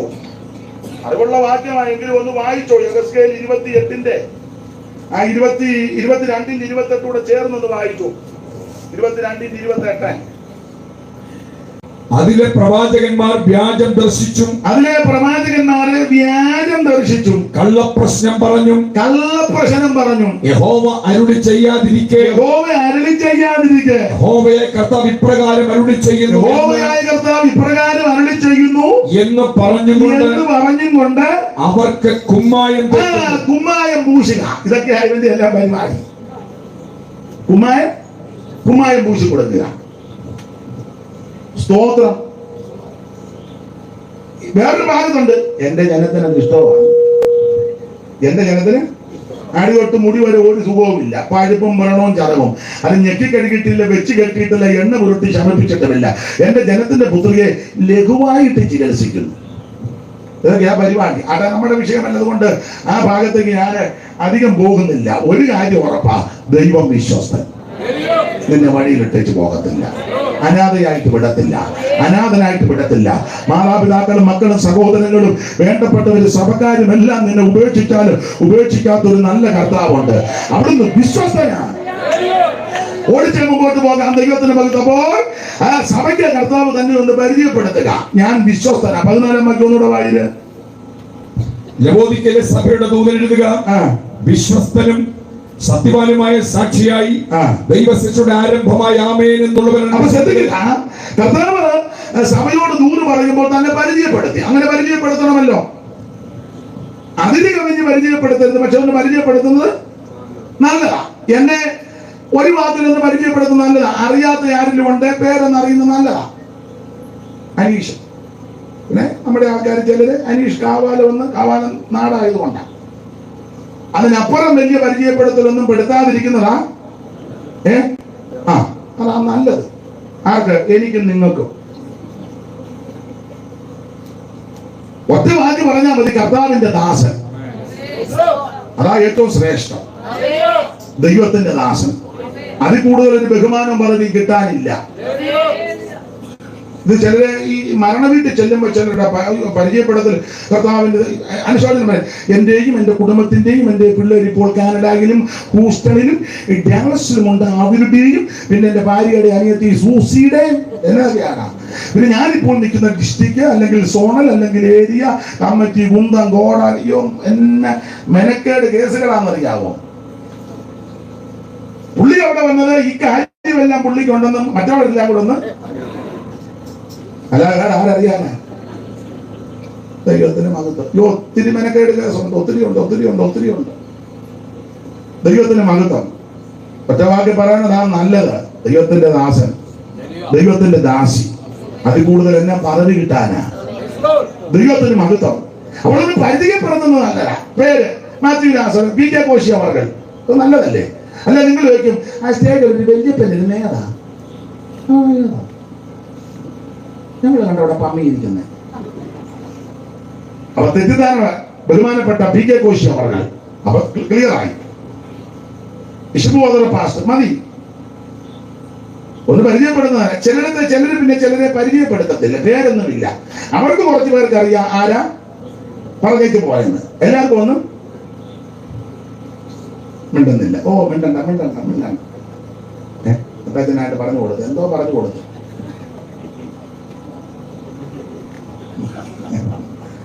പിള്ളേരൊക്കെ പറഞ്ഞു നേരത്തെ. അപ്പൊ ഒരു ഭാഗത്തോട് പരിചയപ്പെടുന്നത് നല്ലതാ. കർത്താവോട് പരിചയപ്പെടുത്തുക. നിങ്ങളോട് ദൂത് പറയുന്ന ആലോചന പറയുന്ന ഞാൻ അവൻ വിശ്വസ്തനായ ദൈവമാണ്. ഒന്ന് പരിചയപ്പെടുത്തുക. രണ്ട്, അഭിനന്ദനമുണ്ട്. അഭിനന്ദനം പക്ഷെ ഗതികേട് കൊണ്ട് പറയാ, ലവോദിക്ക സഭയ്ക്ക് അഭിനന്ദനം ഒന്നുമില്ല. മറ്റു സഭകൾക്കെല്ലാം കർത്താവ് അഭിനന്ദനം പറഞ്ഞിട്ടുണ്ട്. അല്ല, അഭിനന്ദിക്കുന്നത് നല്ലതാ. ചിലർ അഭിനന്ദിക്കത്തില്ല. ഇപ്പൊ ഒരാള് ഒരു പാട്ട് പാടി, അയ്യോ നന്നായിരിക്കുന്നു, പറയുന്നതിന് തെറ്റൊന്നുമില്ല. ഒരാൾ നല്ലൊരു മെസ്സേജ് പറഞ്ഞു, അത് ഉറക്കെയാണെങ്കിലും പതുക്കെയാണെങ്കിലും ഇരുന്നോണ്ടാണെങ്കിലും നിന്നോണ്ടാണെങ്കിലും, പ്രായമുള്ളവരാണെങ്കിൽ വലിയ ശബ്ദമൊന്നും എടുക്കാനൊക്കത്തില്ല, പ്രായത്തിന്റെ ക്ഷീണം കാണും, പക്ഷെ മെസ്സേജ് നല്ലതായിരിക്കും. അപ്പോൾ നമ്മൾ ആ അപ്പച്ചനോട് അല്ലെങ്കിൽ ആ സഹോദരനോട് ആ അപ്പച്ച നല്ല മെസ്സേജായിരുന്നു, അവർക്കതിന്റെ സന്തോഷമാണ്, ദൈവനാമവും മഹത്വപ്പെടും, നല്ല മെസ്സേജായിരുന്നു. അയ്യോ ആ ദൂത് എന്നെ ധൈര്യപ്പെടുത്തി, അത് അഭിനന്ദിക്കുന്നതിന് ഞാൻ. ചിലരതൊന്നും പറയത്തില്ല, അത് കുശുമ്പ് കൊണ്ട് പറയാത്തതാണ്. ഇത്ര കുശുമ്പുള്ള എനം ആണെന്ന് കർത്താവ് അഭിനന്ദിക്കേണ്ട സന്ദർഭത്തിൽ ഉണ്ടല്ലോ. ഒരിക്കൽ യേശു പറഞ്ഞു, അയ്യോ ഇസ്രായേലിൽ പോലും ഇങ്ങനൊരു വിശ്വാസം ഞാൻ കണ്ടിട്ടില്ല. അഭിനന്ദനമാണ്. ഞങ്ങളുടെ ഇവിടെ എല്ലാം വിശ്വാസികളാണ്, ഭയങ്കര വിശ്വാസികളാണ്. പക്ഷെ അവിടെ ഒന്നും കാണാത്തൊരു വിശ്വാസം ഇവിടെ കണ്ടിട്ടുണ്ട്. ഒരിക്കൽ യേശു വേറൊരു സഹോദരൻ പറഞ്ഞു, സ്ത്രീയെ നിന്റെ വിശ്വാസം വലുതാ കേട്ടോ. അഭിനന്ദനമാണ്, വലുതാ. അപ്പൊ അതിന്റെ അർത്ഥം ചെറിയ ആൾക്കാരുമുണ്ട്, ചെറിയ വിശ്വാസക്കാരുമുണ്ട്. ഒരിക്കൽ യേശു പറഞ്ഞു, ബെർയോനാ ശിമോനെ, ഇത് ജനരക്തങ്ങളൊന്നും വെളിപ്പെടുത്തിയതല്ല, സ്വർഗസ്ഥനായ പിതാവാണ് നിനക്ക് വെളിപ്പെടുത്തിയത്. അഭിനന്ദനമാണ്. ഒരിക്കൽ യേശു പറഞ്ഞു, അയ്യോ സാക്ഷാൽ ഇസ്രായേലിന് ഇവന് അഭിനന്ദനമാണ്. നമുക്കും ആ മനസ്സുണ്ടായിരിക്കണം. ഒരു മാന്യ സഹോദരി യോഗ്യമായി വസ്ത്രം ധരിച്ചാൽ സിസ്റ്ററെ ഇണങ്ങുന്നുണ്ട്, യോഗ്യമായിരിക്കുന്നു. ഒരു സഹോദരൻ യോഗ്യമായി വസ്ത്രം ധരിച്ചു വന്നാൽ ഇണങ്ങുന്നുണ്ട്, നന്നായിരിക്കുന്നു. അല്ലാതെ കുശുമ്പ് കുത്തി നോക്കുകയല്ല. അങ്ങനെയൊക്കെ ഒത്തിരി ഉണ്ട്. സഹായത്തിന് അല്ലെങ്കിൽ യോഗങ്ങൾക്ക് ഒരാൾ നന്നായിട്ട് പ്രാർത്ഥിച്ചു, വചനം കോട്ട് ചെയ്ത് പരിജ്ഞാനത്തോടെ ദൈവകൃപയോടെ പ്രാർത്ഥിച്ചു, ഇറങ്ങി വരുമ്പോ ഒന്ന് പറയുന്നത് നല്ലതാ, നന്നായിരുന്നു പ്രാർത്ഥന കേട്ടോ, ഞങ്ങളും ബലപ്പെട്ടു. അത് പറയുന്നത് തന്നെ അങ്ങനെ പ്രാർത്ഥിക്കാൻ പറ്റുന്ന കുശുമ്പൻ മുഴുവൻ കുശുമ്പാകുന്നതിനല്ല. ഒരു ദൈവദാസനെ ആരുമാകട്ടെ നന്നായി ശുശ്രൂഷിച്ചു, അവൻ നമ്മൾ അദ്ദേഹത്തിന് ഹെൽപ്പ് ചെയ്ത് കൊടുക്കണം. സ്തോത്രം പറഞ്ഞു, വാക്യം വായിച്ചു, പാട്ട് പാടുന്നെങ്കിൽ അറിയാമെങ്കിൽ ചേർന്ന് പാടി കൈയടിക്കുന്ന സന്ദർഭം അറിയാമെങ്കിൽ കൈയടിച്ചും ദൈവത്തെ മഹത്വപ്പെടുത്തി നമ്മൾ ഉത്സാഹിപ്പിക്കണം. അല്ലാതെ അവിടെ നിന്ന് കുശുമ്പ് കുത്തരുത്. ഈ കൊടുത്താലേ കിട്ടുവോളെന്ന് ചില ഉപദേശമാരുണ്ട്. അവര് മറ്റുള്ളവർ പ്രസംഗിക്കുമ്പോൾ അനങ്ങുകയില്ല, ഇവര് പ്രസംഗിക്കുമ്പോൾ എല്ലാവരും 11 KB പിടിച്ച പോലെ ഇരുന്നോണം. അതൊന്നും ഒരു നല്ല നടപടിയാണെന്ന് എനിക്ക് തോന്നുന്നില്ല. ഞങ്ങളുടെ അവിടെ കൂട്ടായ്മയ്ക്ക് വന്ന് ദൈവവചനം ആരെല്ലാം പറഞ്ഞാൽ ഞാൻ ഇതുപോലെ പെട്ടെന്ന് വാക്യം വായിച്ചു കൊടുക്കും. ഞാൻ കൊടുക്കും. അന്ന് വന്നപ്പോൾ ഞാൻ പിന്നെ അത് അച്ചാരി മാത്രമല്ല, ആരും വന്നാലും ഞാൻ വാക്യം വായിച്ചു കൊടുക്കും. അല്ല, ഞാൻ വായിച്ചു കൊടുക്കുന്നതന്നെ, ഞാൻ ആരും അല്ലല്ലോ. ചിലരെ ഹൈസ്കൂളിലൊക്കെ പഠിച്ച് BTHും BD ഒക്കെ കഴിഞ്ഞാൽ പിന്നെ അനങ്ങുകയല്ലേ, കഷ്ടത്തിൽ 2 ഇഷ്ടിക ഇരിക്കുന്നത് പോലെ സംസാരം. എവിടെ ബ്രദറിന്റെ എന്നതാണ് ചുമ്മാ കൊടുത്താലേ കിട്ടുമോ? ദൈവത്തിന് മഹത്വം, ദൈവത്തിന് മഹത്വം. നമ്മുടെ കർത്താവ് അഭിനന്ദിക്കേണ്ടവരെ അഭിനന്ദിച്ചിട്ടുണ്ട്. പക്ഷേ സഭയ്ക്കുള്ള അഭിനന്ദനം നിങ്ങൾ അണ്ടത് വായിച്ച 2-ാം അധ്യായം എടുത്ത അഭിനന്ദനം, 2-ാം അധ്യായം ദൈവത്തിന് മഹത്വം അഭിനന്ദിച്ച കാര്യം അവിടെ എഴുതിയിട്ടുണ്ടല്ലോ. 2:6 വായിച്ച് അഭിനന്ദനം. എങ്കിലും നിക്കോലവരുടെ നടപ്പ് നീ പകയ്ക്കുന്നു എന്ന് ഒരു നന്മ നിനക്കൊണ്ട്. അഭിനന്ദനമാണ് കണ്ടോ, അഭിനന്ദനം. ഇനി ആ 2:13 വായിച്ചേ. 13 നീ എവിടെ പാർക്കുന്നു എന്നും സാത്താന് സിംഹാസനം ഉള്ളിടമെന്നും ഞാൻ അറിയുന്നു. നീ എന്റെ നാമം മുറുകെ പിടിച്ചിരിക്കുന്നു. ആ. നിങ്ങളുടെ ഇടയിൽ സാത്താൻ പാർക്കുന്നിടത്ത് തന്നെ ആ. എന്റെ സാക്ഷിയും വിശ്വസ്തനുമായ അന്തിപ്പാസിനെ കൊന്ന കാലത്ത് പോലും ആ. നീ എങ്ങളുടെ വിശ്വാസം നിഷേധിച്ചിട്ടില്ല. അത് അഭിനന്ദനമാണ്. അന്തിപ്പാസിനെ കൊന്ന കാലത്ത് പോലും നീ എങ്ങനെയുള്ള വിശ്വാസം നിഷേധിച്ചിട്ടില്ല. അത് അഭിനന്ദിക്കാം. 2:19 വായിച്ചേ. ഞാൻ നിന്റെ പ്രവൃത്തിയും നിന്റെ സ്നേഹം, വിശ്വാസം, ശുശ്രൂഷ, സഹിഷ്ണുത എന്നിവയും നിന്റെ ഒടുവിലത്തെ പ്രവൃത്തി ആദ്യത്തേതിലും ഏറിയെന്നും അറിയുന്നു. കണ്ടോ, അഭിനന്ദനമാണ്. 3:4 വായിച്ചേ. 3:4 എങ്കിലും ഉടുപ്പ് മലിനമാകാത്ത കുറെ പേര് സർദീസിൽ നിനക്കുണ്ട്. അവർ യോഗ്യന്മാരാകയാൽ വെള്ള ധരിച്ചുകൊണ്ട് എന്നോട് കൂടെ നടക്കും. അഭിനന്ദനമാണ്. 3:8 വായിച്ചേ. 3:8 ഞാൻ നിന്റെ പ്രവൃത്തി അറിയുന്നു. ഇതാ ഞാൻ നിന്റെ മുമ്പിൽ വാതിൽ തുറന്നു വെച്ചിരിക്കുന്നു, അതാർക്കും അടച്ചുകൂടാ. നിനക്ക് അല്പമേ ശക്തിയുള്ളൂ എങ്കിലും നീ എന്റെ വചനം കാത്തു, എന്റെ നാമം നിഷേധിച്ചിട്ടില്ല. അഭിനന്ദിക്കുക. ദൈവമക്കളെ, അന്യോന്യം അഭിനന്ദിക്കേണ്ട സമയത്ത് അഭിനന്ദിക്കണം. അതിന് കടന്നു പോകരുതെന്നേ ഉള്ളൂ. അഭിനന്ദിക്കണം. കർത്താവ് നമുക്ക് മാതൃകയാണ്. അവർ സഭകളെയൊക്കെ കർത്താവ് അഭിനന്ദിക്കും. പക്ഷെ ഗതികേട് ലവോദിക്കാൻ സഭയ്ക്ക് അഭിനന്ദനം ഒന്നുമില്ല. ഉണ്ടാകല്ലേ വല്ലതും ഇല്ലാത്തത് പറയുകയും ചെയ്യരുത്. അന്ന് മരിച്ചു കിടന്നപ്പോൾ അന്ന് ഉപദേശം പറഞ്ഞു, ഈ അച്ചായനെ പറ്റി പറയുവാൻ ഏറെ ഉണ്ട്. ഇതുപോലെ ആർദ്രതയ്ക്കും അനുകമ്പയും മഹാമനസ്കതയും കരുണയും ഒക്കെ ഉള്ള ഒരാള് ഈ ദേശത്തുണ്ടോ എന്ന് സംശയിക്കേണ്ടിയിരിക്കുന്നു. കരഞ്ഞോണ്ടിരുന്ന ഭാര്യ കൊച്ചുങ്ങളെ ഞോണ്ടി വെച്ച് പറഞ്ഞ നമ്മുടെ അച്ചായനെ പറ്റി തന്നെയാണോ എന്ന് പുള്ളിയോട്. കാരണം കൈ അർത്ഥം ഉപ്പ് തേക്കാത്തവനായി വടിക്കമ്പ് പോലെ കിടക്കുന്നത്. അതുകൊണ്ട് ഞാൻ പറയും, മരണ വീട്ടിൽ പറയുന്നത് വളരെ ശ്രദ്ധിച്ചു വേണം. ഞാൻ സഹിതം ഈ വാത്സല്യ അമ്മച്ചി, ഇതുപോലെ അമ്മച്ചി ഈ തള്ള ഒരു കുഞ്ഞുങ്ങൾക്ക് ഗുണം ചെയ്യാത്ത തള്ളയാ. നാട്ടുകാർ തന്നെ വെച്ചേക്കുക. അങ്ങോട്ട് പറഞ്ഞ ചടങ്ങ് ചെല്ലുമ്പോ അവര് നല്ല വേണം. ഇങ്ങനെ പറഞ്ഞു, എന്നോടുള്ള ബന്ധത്തിൽ ഈ അമ്മച്ചി അങ്ങനെ പറയുന്ന ആ തല്ലുകൊള്ളാതെ പോരാ. കാരണം മരുമകളെ നന്നായിട്ട് പൊലിപ്പിച്ച തള്ളയായി കിടക്കുന്നത്. അവള് പറയാൻ താനങ്ങോട്ട് വന്നു ഞാൻ പിന്നെ കണ്ടോളാന്ന് പറയും. അല്ലെ അവൾ ആങ്ങളയ്ക്ക് മെസ്സേജ് കൊടുക്കണ്ടവൻ വരുന്നുണ്ട്, നമുക്ക് മുടി കുടിക്കണം. ഉള്ളതേ പറയാവൂ. ചിലര് മരിച്ചു കൊടുക്കുമ്പോ സമയം പറയും, ഈ അച്ഛൻ ഈ സഭയുടെ ഇവനായിരുന്നു സഭയുടെ ഏറ്റവും വലിയ നാശം. ഇവൻ ഇതിനകത്ത് കയറി അന്ന് മുതൽ ഒരുത്തന്നെ ഇതിനകത്ത് വരാത്ത. ഇവനിങ്ങനെ അടക്കോടെ ഇരിക്കുമ്പോൾ ഇതിനകത്ത് കയറി ഒരു മുട്ട ഇട്ടിട്ടുമില്ല. പണ്ട് 80 ലിറ്റർ മുട്ട ഉണ്ടെന്ന് പറഞ്ഞ് ഇപ്പൊ പൊക്കുകയായിരുന്നു. ഉള്ളതേ പറയാവൂ, ഉള്ളത് പറയുകയും ചെയ്യണം, അതിന് കവിഞ്ഞു പോവുകയും ചെയ്യരുത്. അഭിനന്ദനം അത് കർത്താവ് നമുക്ക് മാതൃകയാണ്. സഭയെ അഭിനന്ദിച്ചു. പക്ഷെ ലവോദിക്ക സഭയെ അഭിനന്ദിക്കാനൊന്നുമില്ല. പക്ഷെ ലവോദിക്ക സഭയെ കർത്താവ് ആക്ഷേപിച്ചു. എന്തുവാ ഇവരുടെ മേലുള്ള ആക്ഷേപം? 15-ാം വാക്യം വായിക്കുന്നത്.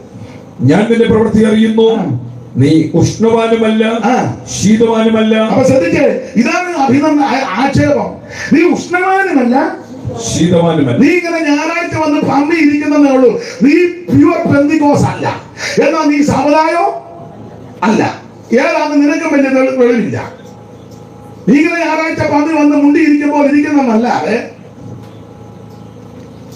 സ്തോത്രം തോന്നുമ്പം വരിക. ചില സമയം കണ്ടിട്ടില്ല, തോന്നുമ്പം വരിക, തോന്നുമ്പോ ഇടക്കൊക്കെ പറഞ്ഞു ഞങ്ങളുടെ അവിടെ കാണുന്നത് എന്തിനാടാ പോകുന്നെന്ന് ചോദിക്കും. ആരാധന മൊബൈൽ പാട്ടെങ്കിൽ ആടുക. എടാ ആകെ കൂടെ ഒരു ഞായറാഴ്ച കിട്ടുന്നത് അങ്ങേയറ്റം പോയാൽ ചില സഭയിൽ 3 മണിക്കൂറാണ്. അതും വലിയ ഞെങ്ങി ആയിരിക്കുന്ന. അല്ലെ 4 ആയിക്കോട്ടെ.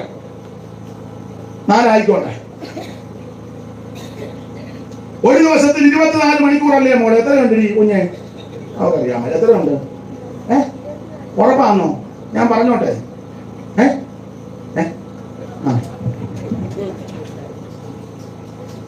ഒരു ദിവസം 24 മണിക്കൂറാ. ഈ 24 മണിക്കൂറിൽ 4 മണിക്കൂറുകൾ, അത് ഒരാഴ്ച 4 മണിക്കൂറുകൾ ദൈവത്തെ ആരാധിക്കാൻ. ആ 4 മണിക്കൂർ നിനക്ക് ഈ മൊബൈൽ ഒന്ന് മാറ്റി വെക്കാൻ മേലെ നീ എന്തിനാടാ തള്ളിക്കൊണ്ട് ഇതിനകത്ത് വരുന്നേ?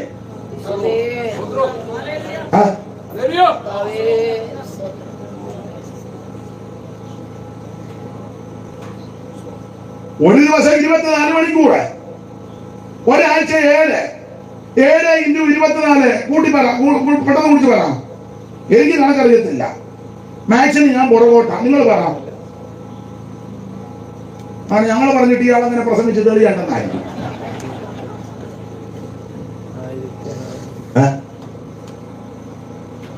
പെട്ടെന്ന് പറയാൻ കേൾക്കാൻ മേല. 100 ആന്നേ, ഉറപ്പിച്ചോട്ടെ. പറ, ഉറപ്പിക്കുക. 168. ഈ 168 മണിക്കൂറിൽ ഒരു ഞായറാഴ്ച നിനക്ക് 4 മണിക്കൂർ നിന്റെ ഈ കുന്തം മാറ്റി വെക്കാൻ മേലെ.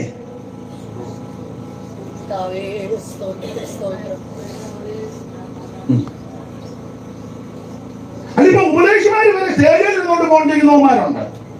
ഉണ്ട്. ഞാൻ യോഗത്തിൽ പിന്നെ വിളിക്കാം. എന്നോട് ആര് പറഞ്ഞു യോഗത്തിന് വരാൻ?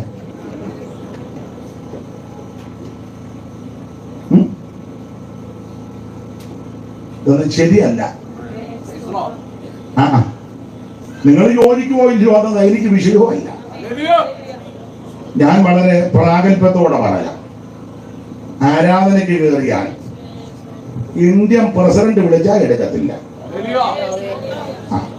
ഇന്ത്യയുടെ പ്രഥമ പൗരൻ അദ്ദേഹമാണല്ലോ, എടുക്കുകയല്ല. ഇന്ത്യൻ പ്രധാനമന്ത്രിയാ വിളിക്കുന്നത്. എന്നോട് പറയാ സഭായത്തിന് പ്രധാനമന്ത്രി വിളിക്കുന്നു, സഭായ കഴിഞ്ഞേക്ക് വിളിക്കാൻ പറയാം, അല്ലെ ഞാൻ തിരിച്ചങ്ങോട്ട് വിളിക്കാം.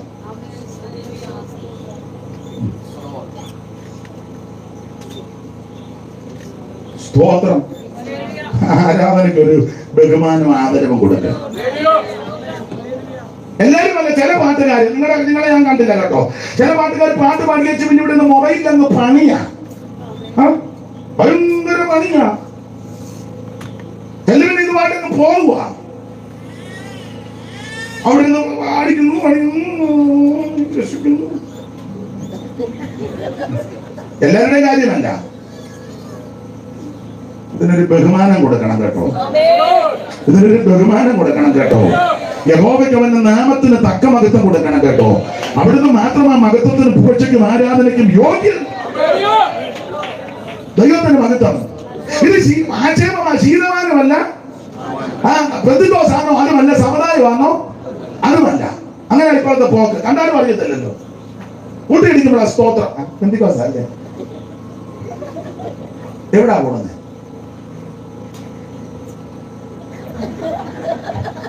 ഏതാണ് ഒരു വെളിവും വെള്ളിയാഴ്ച ഇല്ലാത്ത പറയണം. ദൈവത്തിന് മഹത്വം.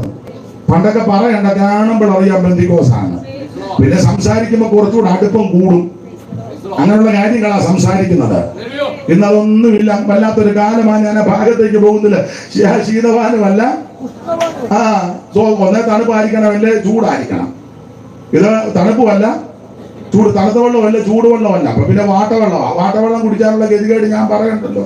അങ്ങനെയാണല്ലോ ഇപ്പം ഗതികേട്. സ്തോത്രം. പാട്ടപ്പെന്തിക്കോസൻ. ഇതമല്ലുഷ്ണഭൂമല്ല അതിൻ ഗുണം ഏതെന്നു നിജഭൂമില്ല. ഇതമല്ലുഷ്ണഭൂമല്ല അതിൻ ഗുണം ഏതെന്നു നിജഭൂമല്ല.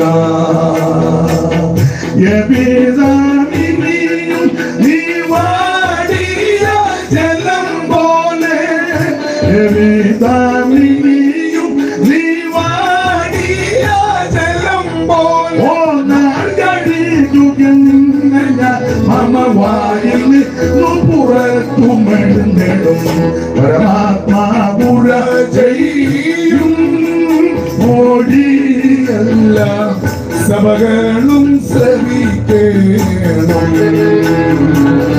പരമാത്മാപുര ചെയ്യും ഓടിയല്ല സഭകളും ശ്രമിക്കണം. സ്ഥിരനാം സാക്ഷിയും വിശ്വസ്തനുമായി സ്ഥിരനാം സാക്ഷിയും വിശ്വസ്തനുമായി സ്ത്രീ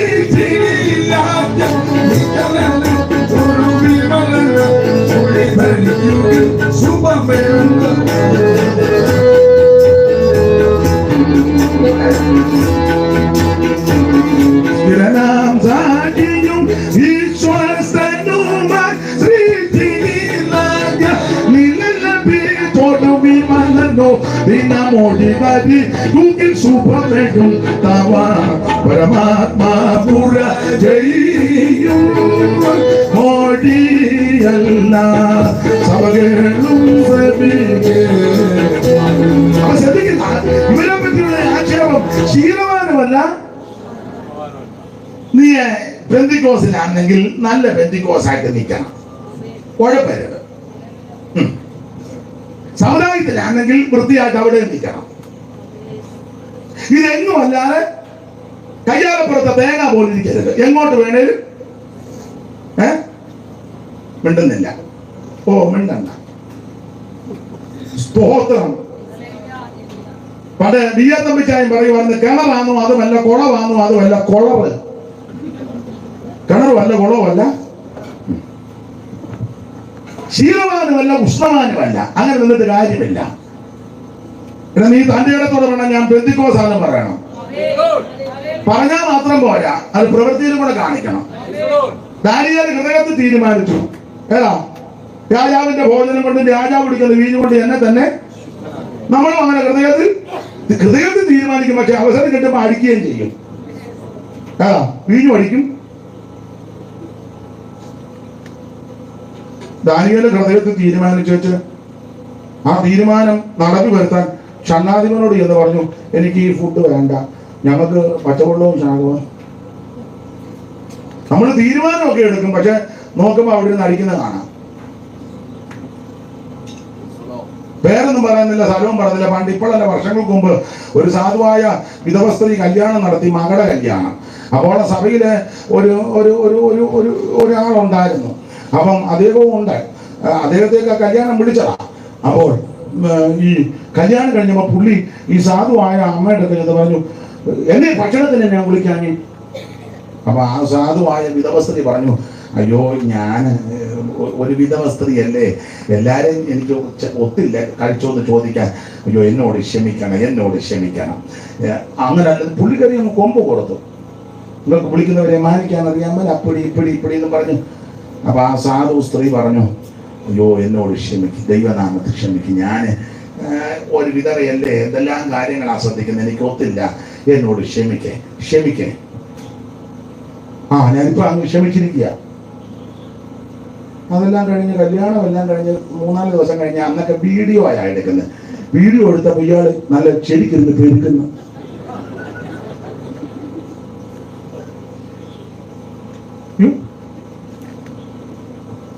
ശരിക്കിരുന്ന് കഴിക്കുന്നു. പുള്ളി ഓർത്തില്ല പുള്ളി കഴിക്കുന്നത്. സ്തോത്രം. മനസ്സിലായോ?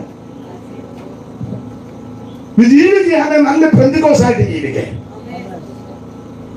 സമുദായത്തിലാണെങ്കിൽ അങ്ങനെ ചിട്ടേ പോവും. അമ്പലത്തിലാ പോകുന്നെങ്കില് സന്ധ്യാകുമ്പോൾ നാമം ജപിക്കണം, രാവിലെ ക്ഷേത്ര ദർശനം നടത്തണം, അതിന് ചിട്ടകളുണ്ട്. പള്ളിയിലാ പോകുന്നെങ്കിൽ കുർബാന മുടക്കരുത്, പള്ളിയിലെ ചിട്ടകളും ക്രമങ്ങളും ഉള്ളത് അനുസരിക്കണം അവിടെ നിൽക്കുന്നെങ്കിൽ. അതല്ല, നീ സത്യദൈവത്തെ ഭജിക്കുവാൻ, നിത്യജീവനെ പ്രാപിക്കുവാൻ, യേശുവിനെ രക്ഷിതാവായി സ്വീകരിച്ച് ഈ മാർഗത്തിൽ വന്നാൽ ഇതിന് പ്രമാണമുണ്ട്. പ്രമാണത്തിൽ നിൽക്കണം. മാനസാന്തരപ്പെട്ട് യേശുവിനെ രക്ഷിതാവായി സ്വീകരിച്ച് വെള്ളത്തിൽ മുങ്ങി പിതാവിന്റെയും പുത്രന്റെയും പരിശുദ്ധാത്മാവിന്റെയും നാമത്തിൽ, യേശുനാമത്തിലല്ല.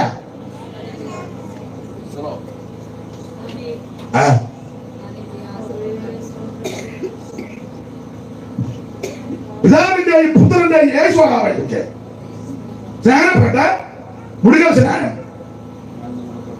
സ്നാനം പ്രാപിച്ച് ഇല്ലെങ്കിൽ ഇത് വിശ്വസിച്ച് കാത്തിരിക്കണം. ദൈവത്തോട് പ്രാർത്ഥിക്കണം. ഒരു സഭയുടെ കുത്തകയല്ല, ദൈവത്തിന്റെ ദാനമാണ്. ആഗ്രഹിക്കുന്ന ആത്മാക്കളെ ദൈവം തൃപ്തിപ്പെടുത്തും. ദൈവത്തിന്റെ നദിയിൽ വെള്ളം നിറഞ്ഞിരിക്കുന്നു.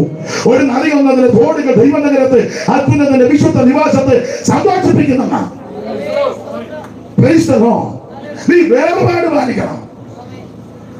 ദൈവത്തിന്റെ പ്രമാണം ചെണ്ടപ്പുറത്ത് കോലിടത്തെല്ലാം നീ പോകരുത്. ഇത് 28 മാമൂസാക്കി ആദ്യാത്തനും അടിയന്തരത്തിനും 40-നും 20-നും 16 അടിയായി പോയി അങ്ങ് പൂണന്റെ തീറ്റി തിന്ന് അനിയത്തിയുടെ കൊച്ചിന്റെ 28 ചരട് മേടിച്ചോണ്ട് പോവുക. ആത്മാവിലായ അങ്ങേ ഞായറാഴ്ച ഇവിടെ വന്ന് തുള്ളുക, അകലെ തുള്ളും പോലെ. എന്നാത്തിന്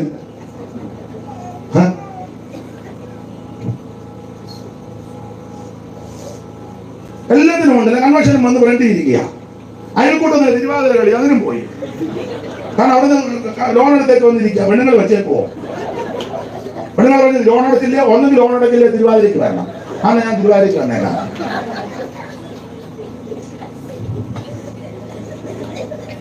എന്തോ വേർപാടാണ്. വേർപാട് പാലിക്കണമെന്ന് ഇതിന്റെ ഉപദേശം ഇതാ.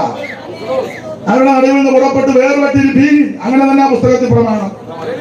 ദൈവത്തിന് മഹത്വം. വേർപാട് പാലിക്കാത്തതെല്ലാം പട്ടുപോകുന്ന കൊരിന്ത്യലേഖനം.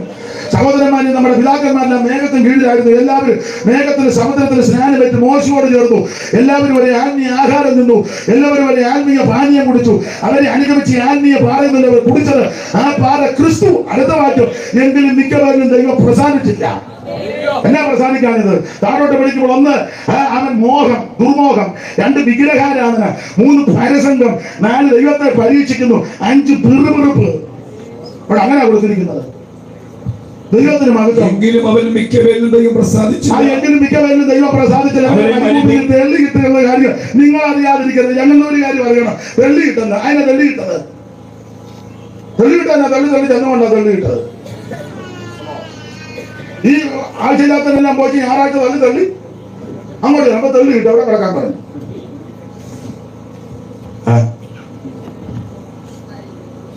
നിങ്ങളെ അറിയാതിരിക്കരുതെന്ന്. കാരണം എന്നാ? 1 ദുർമോഹം. ആ ദുർമോഹമില്ലേ? അവന് മോഹിച്ചതുപോലെ അവർ മോഹിച്ചതുപോലെ നാം ദുർമോഹികളാകാതെ. അടുത്ത പരസംഗം, വിഗ്രഹാരാധന. ജനം തിന്നുവാനും കുടിപ്പാനും എഴുന്നേറ്റു എന്നെഴുതിയിരിക്കുന്ന പ്രകാരം അവർ ചെല്ലപ്പോൾ നിങ്ങൾ വിഗ്രഹാരാധികൾ. ഒരു സ്തംഭമാകട്ടെ, സ്തൂപമാകട്ടെ, വിഗ്രഹമാകട്ടെ, രൂപമാകട്ടെ, സദൃശമാകട്ടെ കൊത്തി ഉണ്ടാക്കരുതെന്ന പുസ്തകത്തിലെ പ്രമാണം. അവരിൽ പരസംഗം ചെയ്ത് അപ്പൊ ഒരു വിഗ്രഹം ഉണ്ടാക്കരുതെന്നാണ് വേദപുസ്തകം പഠിപ്പിക്കുന്നത്. മനസ്സിലാകുന്നുണ്ടോ? മനസ്സിലാകുന്നില്ലേ? വേദപുസ്തകം എങ്ങനെയാ പഠിപ്പിക്കുന്നത്? അത് അങ്ങനെ തന്നെ. ആണിന്റെ സാദൃശ്യം ഉണ്ടാക്കരുത്, പെണ്ണിന്റെ സാദൃശ്യം ഉണ്ടാക്കരുത്. അമ്മയുടെ ഉണ്ടാക്കരുത്, അപ്പന്റെ ഉണ്ടാക്കരുത്. അപ്പനെ അമ്മയെ ബഹുമാനിച്ചോണം. അങ്ങനെ എഴുതിയേക്കുന്നത്.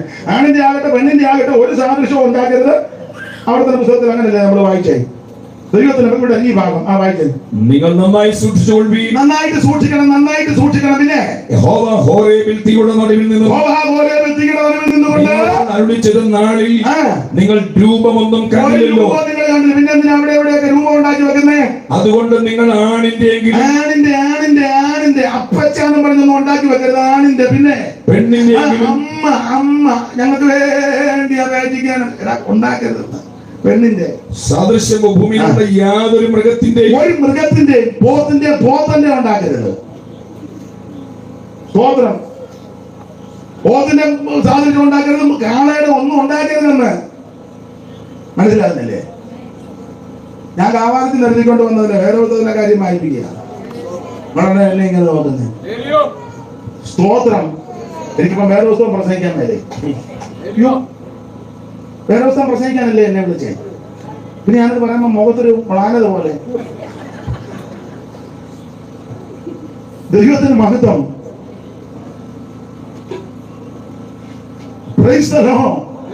ആണിന്റെയെങ്കിലും പെണ്ണിന്റെയെങ്കിലും സഹകരിച്ചമാരൊന്നും പറ്റത്തില്ലെന്ന്. പിന്നെ ഭൂമിയിലുള്ള യാതൊരു മൃഗത്തിന്റെ താഴെയാകട്ടെ, പശുവാകട്ടെ, ക്രാവാകട്ടെ, കന്നാലി ഒന്നിന്റെ. പിന്നെ അടുത്തത് ആകാശത്ത് പറക്കുന്ന യാതൊരു പക്ഷി. ഒരു പക്ഷി, ഗരുഡനാകട്ടെ, പരുന്താകട്ടെ, പുള്ളാകട്ടെ, പ്രാപ്പിടികനാകട്ടെ, കുരുകിലാകട്ടെ, മയിലാകട്ടെ, മയിലാകട്ടെ, മേടതയാകട്ടെ, തത്തകൾ പലതരഞ്ഞാരകൾ, കുളക്കോഴി, നത്തോട്, പൊന്മാൻ, മരം കൊത്തിയും വേഴാമ്പലും. ഇതിന്റെ ഒന്നും പറ്റിയാലെന്ന്. പിന്നെ ഭൂമിയിലുള്ള യാതൊരു ഇഴജാതി. നീർക്കോലിയുടെ രൂപം ഉണ്ടാക്കരുത്, പൊളകന്റെ ഉണ്ടാക്കരുത്, കട്ടപ്പൊളകന്റെ ഉണ്ടാക്കരുത്. കട്ടപ്പൊള മുട്ടനായിട്ടുള്ളതാ, കണ്ടിട്ടുണ്ടോ?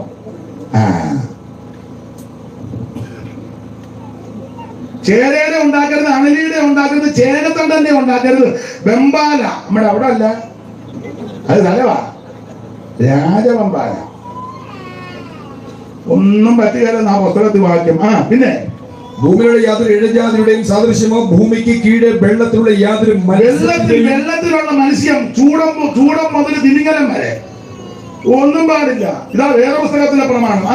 ഇങ്ങനെ യാതൊന്നിന്റെയും പ്രതിമയെ വിഗ്രഹമുണ്ടാക്കി വഷളത്വം പ്രവർത്തിക്കരുത്. വഷളത്വം പ്രവർത്തിക്കരുതെന്നാണ് വേറെ പുസ്തകത്തിൽ എഴുതിയേക്കുന്നത്. ഇതിന് ഘടകവിരുദ്ധമായിട്ട് ചെയ്തത് കൊണ്ടാണ് ഇവരെ തെള്ളിയിട്ടത്. കൊരിന്ത്യലേഖനത്തിൽ അങ്ങനെ 1 ഇവരെ ദുർമോഹം, 2 വിഗ്രഹാരാധന, 3 വനസംഘം, 4 പിറുപിറുപ്പ്, 5 ദൈവത്തെ പരീക്ഷിക്കുന്നു. ദൈവത്തിന്റെ മഹത്വം. സമയം പോകുന്നുണ്ടെന്ന് അടങ്ങുക ഞാന്. അപ്പൊ ഇതുകൊണ്ട് ഇവരെ തെള്ളി കിട്ടി. കാര്യം നിങ്ങൾ അറിയാതിരിക്കരുത്. ഒന്നെങ്കിൽ നീ പ്യൂർ പെന്തിക്കോസ് ആയിരിക്കണം, വേർപാട് പാലിക്കണമെന്നാണ് ഞാനീ പറഞ്ഞത്. ദൈവത്തിന്റെ മഹത്വം. ഇത് വേർപാടിന്റെ ഉപദേശമാണ്. ദൈവത്തിന്റെ മഹത്വം ഉണ്ടാകട്ടെ. അപ്പോൾ ആക്ഷേപം ഇതാ. ഒന്നുകൂടെ വായിച്ചു. ആക്ഷേപം 15-ാം വാക്യം, വെളിപ്പാട് 3:15. ആക്ഷേപം. ലവോദിക്കൽ സഭയുടെ ദൂതൻ എഴുതുക, വിശ്വസ്തനും സത്യവാനുമായി സാക്ഷിയൽ ദൈവത്തിന്റെ ആരംഭമായും ആമേൻ എന്ന് അവിടെ ചെയ്യുന്നത്, ഞാൻ നിന്റെ പ്രവൃത്തിയും അറിയുന്നു. നീ ഉഷ്ണവാനുമല്ല ശീതവാനല്ല, ശീതവാനോ ഉഷ്ണവാനോ ആയിരുന്നുവെങ്കിൽ കൊള്ളായിരുന്നു. അപ്പൊ ശ്രദ്ധിക്കുക, ആക്ഷേപമാണ്, ശീതവാനുമല്ല ഉഷ്ണവാനുമല്ല. ഓടിച്ചു പറയുക. ഇനി അവർക്ക് മുന്നറിയിപ്പ് കൊടുക്കുക. മുന്നറിയിപ്പ്. ദൈവത്തിന് സ്തോത്രം. ആ മുന്നറിയിപ്പാണ് 16-ാമത്തെ വാക്യം വായിച്ച 16. മുന്നറിയിപ്പ്. ഇങ്ങനെ ശീതവാനുമല്ല ഉഷ്ണവാനുമല്ല ശീതോഷ്ണവാനാകയാൽ നിന്നെ എന്റെ വായിൽ നിന്ന് ഉമിണ്ണുകളെയും. അധിക നാള് നിന്നെ നീ വെച്ചോണ്ടിരിക്കത്തില്ല, ഉമിണ്ണുകളെയുമെന്ന്. നീ ജീവിതത്തിൽ ഉഴപ്പിൽ തള്ളി പോകുകയാണെങ്കിൽ അലസനായിട്ട് മടിയോട് ഉദാസനതയോടെ നാടോടുമ്പോൾ നടുക്കൂടെ കയറി ഓടുകയും ചേരത്തിനെന്ന് നാട്ടിൽ ചെല്ലുമ്പോൾ നടുത്തുണ്ടം വെട്ടി അടിക്കുകയും നീ പ്രമാണം കാക്കാതെ വേർപാട് കാക്കാതെ ദൈവത്തെ ആരാധിക്കാതെ പ്രമാണത്തിൽ നിൽക്കാതെ നീ പോയാൽ അധിക നാള് നിന്നെ ഇവിടെ നിർത്തത്തില്ല, ഉമിണ്ട് കളയും. ഇതാണ് വാണിംഗ്. വാണിംഗല്ലേ മുന്നറിയിപ്പ്. ഒരു ഇംഗ്ലീഷ് ഇരിക്കട്ടെ, രോഗം തീരുകട്ടെ. പിന്നെ സ്തോത്രം. അതെ, ഞാന് അങ്ങ് നിർത്തുക, സമയമായില്ലേ?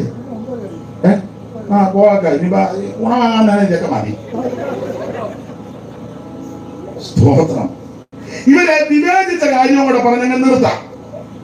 ആ വിവേചനമാണ് 17-ാം വാക്യം വായിച്ച വിവേചനം. ഞാൻ ധനവാൻ സമ്പന്നനായിരിക്കുന്നു, എനിക്കൊന്നിനില്ല എന്ന് വിവേചിച്ചു. ഞാൻ ധനവാൻ, ഞാൻ സമ്പന്നനായിരിക്കുന്നു, എനിക്ക് ഒന്നിനും മുട്ടില്ല എന്ന് പറഞ്ഞാൽ ലവോദിക്ക സഭ ജയിക്കേണ്ട വിഷയമുണ്ട്. 7 സഭയ്ക്ക് ജയിക്കേണ്ട കാര്യമുണ്ട്. ആ ജയിക്കും. 1, കള്ളയപ്പോസ്തലന്മാരെ ജയിക്കണം, വാക്യങ്ങൾ എടുപ്പിക്കുന്നില്ല. 2, യഹൂദന്മാരെന്ന് കള്ളം പറയുന്ന കുറെ ആൾക്കാരുണ്ട്, അവരെ ജയിച്ചോണം. 3, ബിലിയാമിന്റെ ഉപദേശത്തെ ജയിക്കണം. 4, നിക്കോലോവിയ ഉപദേശത്തെ അത് നന്നായിട്ട് ജയിക്കണം. 5, ഇസ്രായേലിന്റെ ശക്തിയെ ജയിക്കണം. 6, സാത്താന്റെ ആഴത്തെ ജയിക്കണം. 7, സാത്താന്റെ പള്ളിക്കാരെ ജയിക്കണം. ഇതെല്ലാം ജയിക്കണം. ആ ജയിക്കുന്നവനെ പറ്റിയ 21 ജയിക്കുന്നവനെ. അപ്പൊ എന്തിനൊക്കെ ജയിക്കണമെന്ന് ചോദിച്ചാൽ 1, അവനത് ഒരു കാര്യം പറയാം, ആത്മീക ദാരിദ്ര്യത്തെ ജയിക്കണം. ആത്മീയ പാപ്പരത്തെ ദാരിദ്ര്യം. അതാണ് വിവേചിച്ച് 17-ാം വാക്യം ഒന്നുകൂടെ വായിച്ചേ. ഞാൻ ധനവാൻ സമ്പന്നനായിരിക്കുന്നു, എനിക്കൊന്നിനും മുട്ടില്ല എന്ന് പറഞ്ഞുകൊണ്ട് മുട്ടില്ലെന്ന് പറഞ്ഞ് പ്രശംസ. ഞാൻ ധനവാൻ, എനിക്കൊന്നിനും. അങ്ങനല്ലേ ഇപ്പൊ പെന്തിക്കോസുകാരും പറയാം, ഞാൻ ധനവാൻ. അല്ല, ഞങ്ങളാണ് വേൾഡിലെ നമ്പർ 1 അസംബ്ലീസ് ഓഫ് ഗോഡ്. ഞങ്ങളെല്ലാം ഇന്ന് ലോകത്തിലാരും ഇടയ്ക്കൊക്കെ ഞങ്ങളുടെ ഒരു സഭയിൽ 10 ലക്ഷം പേര്. ഞങ്ങളാണ് വേൾഡിലെ നമ്പർ 1. ആയിക്കോട്ടെ, ഞാൻ എതിർക്കുന്നില്ല. സ്ഥാപന വസ്തുക്കളും എല്ലാം ഡോക്ടർമാരും എഞ്ചിനീയേഴ്സും പ്രൊഫസേഴ്സും, അതൊക്കെ നല്ല കാര്യം. ആഗോള വ്യാപകമായി എത്രയോ രാജ്യങ്ങളിലാണ് ഞങ്ങളുടെ സഭ ഇങ്ങനെ വിശദമായിട്ട് കിടക്കുന്നത്. Assemblies of God. അപ്പോൾ അടുത്ത സെക്ഷൻകാരാണ് ഞങ്ങൾ ചർച്ച് ഓഫ് ഗോഡ്. ഞങ്ങളാണ് 2ാം സ്ഥാനത്ത് നിൽക്കുന്നത്. കേരളത്തിൽ ഞങ്ങൾക്ക് 2 സ്ഥലമുണ്ട്. അല്ല, ഏരിക്കുമുണ്ട്, പുനലൂരുമുണ്ട്, അവിടെ വടക്ക് മലബാറിലെ VT അബ്രഹാം അവരുടെ ഉണ്ട്, ഇന്ത്യ ഒട്ടേക്കുണ്ട്. കേരളത്തിൽ ഏറ്റവും 2 സ്ഥാനമാണ് കേരളത്തില്. ഇവിടെ തൊട്ട് മേളില്ല, പറയാം, ദൂരോട്ടൊന്നും പോകണ്ട. ഒന്ന് പിന്നെ പാക്കില് ഞങ്ങളും അത്ര മോശമല്ല, സമ്പന്നനാണെന്ന് പറയുക. ഞങ്ങൾക്ക് ബിൽഡിങ്, ചർച്ചുകള്, അതിന്റെ ചുറ്റുപാടുകളെല്ലാം ഇവരില്ല. അപ്പോൾ ഇവരെ കടത്തി വെച്ചിട്ട് അടുത്ത് ഞങ്ങളാണ് ഇന്ത്യൻ പെന്തിക്കോസ്. പറയാനൊക്കെ വലിയ കരുത്തില്ല. ഇന്ത്യൻ പെന്തിക്കോസ് അപ്പന്മാരാണ് നമ്മുടെ ഇന്ത്യ പെന്തക്കോസ് ദൈവസഭ. ആയിക്കോട്ടെ, കുമ്പനാണ് സ്ഥാനമായി, എതിർക്കുന്നില്ല. മലയാളി പെന്തിക്കോസ് നമ്പർ 1. ഞങ്ങൾ എല്ലാവരും ഒന്ന് പറയാം, ഞാൻ സമ്പന്നൻ, ധനവാൻ. അപ്പൊ ഇവരെ കിടത്തി വെട്ടിക്കൊണ്ട ദീപികാരൻ ഞങ്ങളാണ് മണവാട്ടി സഭ. ഇതിനെയൊന്നും അങ്ങോട്ട് കയറ്റിയല്ല. പാതക്കൽ എഴുതി വെച്ചിരിക്കുക, വരിക കുഞ്ഞാടിന്റെ കാന്തയാ മണവാട്ടിയെ. അവര് അംഗീകരിക്കുന്നില്ല ചിലതിനെ. അപ്പൊ ഇടയ്ക്കൊരു ഗ്രൂപ്പ് ഉണ്ട്, കല്ലുമല. പേര് കല്ലുമല എന്നാണെങ്കിലും കാര്യം കൃത്യമാണ്. ഞാൻ പോയതിന്റെ രക്ഷിക്കണം കൊണ്ടുവന്ന് അത് പോട്ടെ. അവര് ഓരോ സഭക്കാരും ഷാരോൺ തോമാചാനാണ് തുടങ്ങിയത്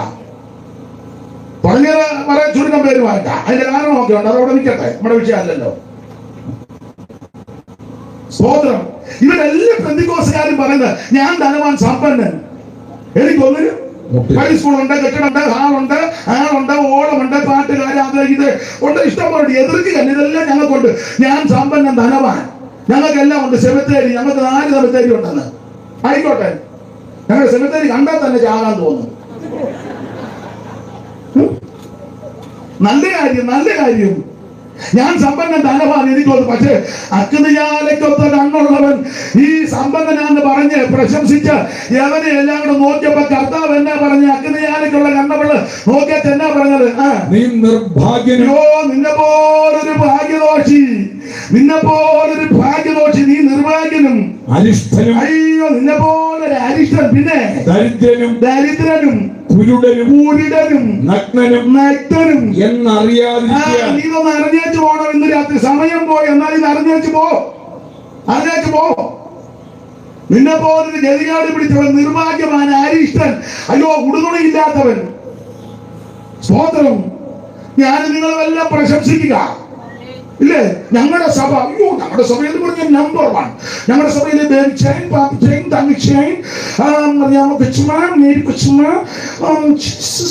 ഏതാടാ ചുമ്മാ കിടന്ന്.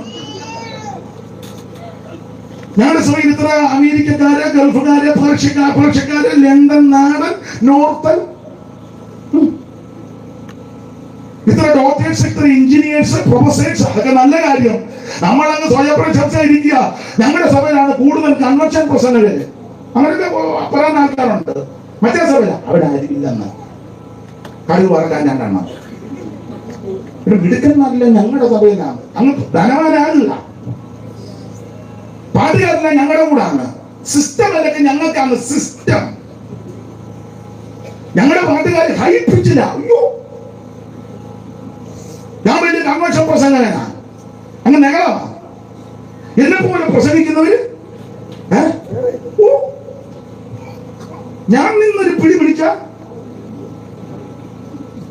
എന്റെ ഒപ്പം കയറി ആരും മിണ്ടുന്നില്ല. ഞാൻ പാടുന്നത് പോലെ ആരും ഇന്ന് ഇന്ത്യയിലാണ്. ചുമ്മാ അങ്ങ് ചീർക്കുക, അറിവ് ചീർപ്പിക്കുക. ഞങ്ങളുടെ കുടുംബം എന്ന് പറഞ്ഞാൽ ഞങ്ങൾ ഇതിനകത്തൊന്നും വന്ന് ഇരിക്കേണ്ട ആൾക്കാര് അല്ല. പിന്നെ എവിടാ ചുമ്മാ ഇതിനങ്ങ് ചീർക്കുക. ഞാൻ ധനവാൻ, സമ്പന്നൻ. സ്തോത്രം. തമ്പുരാൻ അഗ്നിയാലയ്ക്കുള്ള കണ്ണുകൊണ്ട് നോക്കി വെച്ച് പറയുക, നീ നിന്റെ ബിൽഡിങ്ങും കാശും ആളും മേളവും കണ്ടായി നേളിക്കുന്നത്. നിന്നെ പോലെ അരിഷ്ടൻ, ഗതികേടി പിടിച്ചവൻ, നീ നഗ്നൻ. അതുകൊണ്ട് ഇന്ന് രാത്രി ഞാൻ നിങ്ങളും ദൈവത്തിങ്കിലേക്ക്, വചനത്തിങ്കിലേക്ക്, പ്രമാണത്തിലേക്ക് മടങ്ങി വരുവാൻ ദൈവാത്മാവ് ബുദ്ധി പ്രവേശിക്കുക. നീ സമ്പന്നനാകണം. 2 കാര്യം പറഞ്ഞു നിർത്തുക. എന്തിനൊക്കെയാ സമ്പന്നനാകേണ്ടത്? വാക്യങ്ങൾ എടുത്ത് ഞാൻ അധികം വായിപ്പിക്കുന്നില്ല, എങ്കിലും ഒന്ന് വായിച്ചോ. ദൈവിക വിഷയത്തിൽ സമ്പന്നനാകണം. ലൂക്കോസിന്റെ സുവിശേഷം 12:21. പെട്ടെന്ന് നിർത്തിയേക്കാം. വാക്യം പറഞ്ഞങ്ങ് വിടാം, വിശദീകരിക്കുന്നില്ല. ലൂക്കോസ് 12:20. ദൈവ വിഷയമായി സമ്പന്നനാകാതെ തനിക്ക് തന്നെ നിക്ഷേപിക്കുന്നവന്റെ കാര്യം ഇങ്ങനെയാകുന്നു. ഒന്ന്, ദൈവിക വിഷയത്തിൽ സമ്പന്നനാകണം. ബിൽഡിംഗ് കണ്ടും FD കണ്ടും കാറിന്റെ വകുപ്പേയും ഇമ്പാല കാറുണ്ട്, BMW ഓടും. ആരാധനയ്ക്ക് വരുമ്പോൾ ചാവിയിട്ട് കിടക്കുക, കണ്ടോളാൻ എന്റെ ഇമ്പാല. എടാ, ഞാനും നിങ്ങളും ദൈവിക വിഷയത്തിൽ സമ്പന്നരാകണം. ചാവിയിട്ട് കിടക്കുന്നവർക്ക് പുസ്തകക്രമം പോലെ പറഞ്ഞാൽ നഹും വരുമ്പോഴാണ് കുഴയുക. ഇപ്പോഴും ഒരു വാക്യം ചൊവ്വന്റെ നേരം ചൊവ്വനും പറഞ്ഞ് പ്രാർത്ഥിക്കാൻ അറിയത്തില്ല. പ്രാർത്ഥിച്ച് തുടങ്ങാൻ അറിയാൻ പറ്റില്ല, പ്രാർത്ഥിച്ച് നിർത്താൻ അറിയാൻ പറ്റില്ല. ആശീർവാദം പറയുമ്പോൾ പിന്നെ ആശീർവാദം പ്രാർത്ഥനയായിട്ട് തീരുക. പിതാവായ ദൈവത്തിന്റെ സ്നേഹവും പുത്രന്റെ കൃപയും പരിശുദ്ധാത്മാവിന്റെ കൃപയും ഹല്ലേലൂയ. കർത്താവേ, ഞങ്ങൾ രാവിലെ മുതൽ കൂടി വന്ന് പിന്നെ മൂപ്പിലാടം ജപ്പായി പിടിച്ച് മിണ്ടുന്നില്ല. നഗരത്തിന് യാതൊരു കുറവുമില്ലല്ലോ. ദൈവിക വിഷയത്തിൽ സമ്പന്നരാകണം. ദൈവത്തിന്റെ മകത്ത് രണ്ടാമത് സമ്പന്നരാകേണ്ടത് വിശ്വാസത്തിൽ സമ്പന്നരാകണം. ആ 2:5 വായിച്ച യാക്കോബിന്റെ ലേഖനം 2-ാം അധ്യായത്തിന്റെ 5-ാം വാക്യം വായിച്ച് വിശ്വാസത്തിൽ സമ്പന്നരാകണം. 2:5 യാക്കോബ് 2:5. പ്രിയ സഹോദരന്മാരെ, കേൾപ്പിൻ. ദൈവം ലോകത്തിൽ ദരിദ്രരായവരെ വിശ്വാസത്തിൽ സമ്പന്നരും. അവൻ നമ്മുടെ ദാരിദ്ര്യം ഒന്ന് മാറണം. ഒന്നാമത്തെ ആ ദാരിദ്ര്യം മാറി സമ്പന്നരാകണം. ഒന്ന്, അവൻ ദൈവിക വിഷയത്തിൽ സമ്പന്നരാകണം. നീ വചനം പഠിക്കണം, പിള്ളേരെ വചനം പഠിപ്പിക്കണം, സൺഡേ സ്കൂൾ മുടക്കരുത്. കൊച്ചുങ്ങളെ വചനം പഠിപ്പിക്കണമെന്ന് ഞാൻ ഞങ്ങളുടെ കുറെ പറയാം. അനുസരിക്കുന്നത് അനുസരണമൊന്നും മിക്കതിനില്ല. എടാ, അമ്മമാർക്ക് അതിനുള്ള കഴിവ് ദൈവം തന്നിരിക്കുന്നത്. കാരണം പറയാം, അമ്മയല്ലയോ കൊച്ചുങ്ങൾക്ക് ചോറ് കൊടുക്കുന്നത്. ഒന്നുമില്ല 3 നേരം, എത്ര നേരം കഴിക്കുമ്പോൾ 2 നേരമാണോ 3 ആണോ 4 ആണോ? എടി കൊച്ചേ, നീ ഒരു ദിവസം എത്ര നേരം കഴിക്കും? രാവിലെ കഴിക്കുമോ? രാവിലെയും കഴിക്കും. രാവിലെ കഴിക്കും, ഉച്ചയ്ക്ക് കഴിക്കും, വൈകിട്ട് കഴിക്കും. അരി ബന്ധമെന്ന് എല്ലാം പിടിച്ച് ഞക്കണ്ടല്ലോ. 3 നേരം. അതിന്റെ വകുപ്പ് പറയാം. 3 നേരം അമ്മമാര് കുഞ്ഞുങ്ങൾക്ക്, പിന്നെ അല്ലാതെയും കൊടുത്തോ. ഞാനല്ലല്ലോ, നിങ്ങളല്ലേ കൊടുക്കുന്നത്. അപ്പം കുറഞ്ഞത് 3. ഈ 3 നേരം കൊടുക്കുമ്പം ഈ മൊത്തം 7 ദിവസമാവും ഒരാഴ്ച. 6 ദിവസം എടുക്കാം. 3 6 18. 18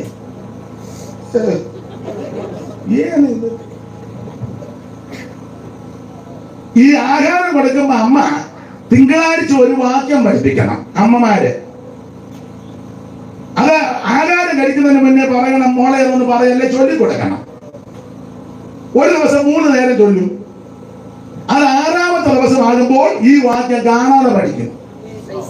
മനസ്സിലായോ? അപ്പൊ ഞായറാഴ്ച സമയം വരുമ്പോ കൊച്ച് തപ്പും തടലുമില്ലാതെ വാക്യം പറയും. ഇല്ലേ കൊച്ചിങ്ങനെ ഇടയ്ക്കൊന്ന് പറഞ്ഞതുള്ളൂ. ദൈവിക വിഷയത്തിൽ സമ്പന്നരാകണം. 2, അവൻ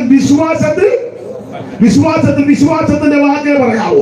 എന്റെ ദൈവം എന്നെ വിടുവിക്കും, എന്റെ യേശു എന്നെ രക്ഷിക്കും, എന്റെ പ്രശ്നങ്ങൾക്ക് എന്റെ ദൈവം പരിഹാരം നൽകും, ഈ രോഗം എന്റെ ദൈവം സൗഖ്യമാക്കും. ഇന്ന് രാത്രി പീഡയോടെ, മനപീഡയോടെ, ദുഃഖത്തോടെ വന്നവർ വിശ്വാസത്തിന്റെ വാക്ക് പറ. ഇന്ന് രാത്രി എന്റെ യേശു എന്നെ രക്ഷിക്കും, എന്റെ യേശു എന്നെ വിടുവിക്കും. ഈ രോഗം മരണത്തിനല്ല, ദൈവപ്രവൃത്തി വെളിപ്പെടാനാണ്. ഇന്ന് രാത്രി ദൈവത്തിന്റെ വൈദ്യരെ വിശ്വാസത്തിൽ സമ്പന്നരാകണം. ഞാൻ പുസ്തകം മടക്കി. നിങ്ങൾ വിഷമിക്കേണ്ട, പുസ്തകം എല്ലാം മടക്കി. സ്തോത്രം. 1, ദൈവിക വിഷയത്തിൽ സമ്പന്നരാകണം. 2, വിശ്വാസത്തിൽ സമ്പന്നരാകണം. 3ാമത്തെ വാക്യം വായിപ്പിക്കുന്നില്ല, പറഞ്ഞേക്കാം. തിമോത്തിയോസിന്റെ 1-ാം ലേഖനം 6:17 മുതൽ പഠിക്കുമ്പോൾ ഇങ്ങനെ സൽപ്രവർത്തികളിൽ സമ്പന്നരാകണം. ഇതാണ് ദൈവം ഉദ്ദേശിക്കുന്നത്. ആകയാൽ നമ്മുടെ ആത്മീക ദാരിദ്ര്യമെല്ലാം ഒന്ന് മാറി സൽപ്രവർത്തികളിൽ സമ്പന്നരായി, വിശ്വാസത്തിൽ സമ്പന്നരായി, ദൈവിക വിഷയത്തിൽ സമ്പന്നരായി, കർത്താവിന്റെ വരവിനായി ഒരുങ്ങുവാൻ ഇന്ന് രാത്രി എല്ലാവരും സമർപ്പിക്കാം. എല്ലാവരും ഒരു നിമിഷം പ്രാർത്ഥിച്ചാണ്. എന്റെ ദൈവമേ, എന്റെ ആത്മീക ദാരിദ്ര്യത്തെ മാറ്റി വിശ്വാസത്തിൽ എന്നെ സമ്പന്നനാക്കി തീർക്കണം. സൽപ്രവർത്തികളെ സമ്പന്നരാക്കി തീർക്കണം. ദൈവിക വിഷയത്തിൽ എന്നെ സമ്പന്നരാക്കണം. എല്ലാവരും അല്പസമയം ദൈവത്തെ ശ്രമിക്കാം. എല്ലാവരും അല്പസമയം ദൈവത്തെ മഹത്വപ്പെടുത്തിയാട്ടെ. എല്ലാവരും ദൈവത്തെ യേശു ക്രിസ്തുവിന്റെ വെളിപ്പാട്, തിരസ്കരിക്കപ്പെട്ട യേശുവിന്റെ വെളിപ്പാട് അല്പസമയം എല്ലാവരും ദൈവത്തെ സ്തുതിക്കുക. പഴയ പാട്ടിന്റെ പറഞ്ഞിട്ട് 2 ചരണമേ പാടുന്നുള്ളൂ, ഇരുന്നോണ്ട് പാടിയാൽ മതി, എഴുന്നേക്കണ്ട. എഴുന്നേറ്റ് പറഞ്ഞ അവരെല്ലാം പിന്നെ ഇതൊക്കെ മുഖ്യോടെ കൈകാര്യം ചെയ്യണം. ഇരുന്നോണ്ട് പാടിയാൽ മതി. അപ്പൊ എഴുന്നേറ്റ് പോകുന്നവരെ എനിക്കൊന്ന് കാണുകയും ചെയ്യാം. പിന്നെ 2 ശീല പറയരുത്. അപ്പൊ നമുക്ക് ഇരുന്നുകൊണ്ട് 2 ശീല പാട്ട് പാടാം.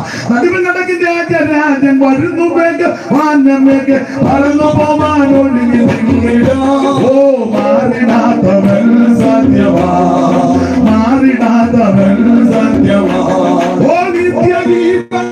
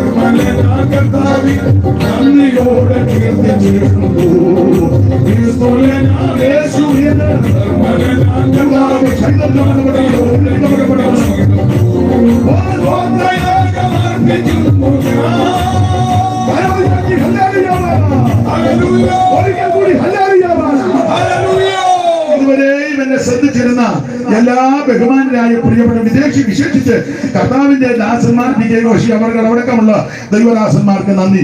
1 മിനിറ്റ് ഒന്ന് എഴുന്നേറ്റോ. എഴുന്നേക്കാൻ ഒരുങ്ങിയതല്ലേ, 1 മിനിറ്റ് എഴുന്നേറ്റ്. ഇറങ്ങി പോകരുത്, എഴുന്നേറ്റ്. ഒക്കുന്നെങ്കിൽ ആക്കം ഉണ്ടെങ്കിൽ ആ 2 കരങ്ങളും ഒന്ന് ഉയർത്തി ഒന്ന് വീശി ദൈവത്തെ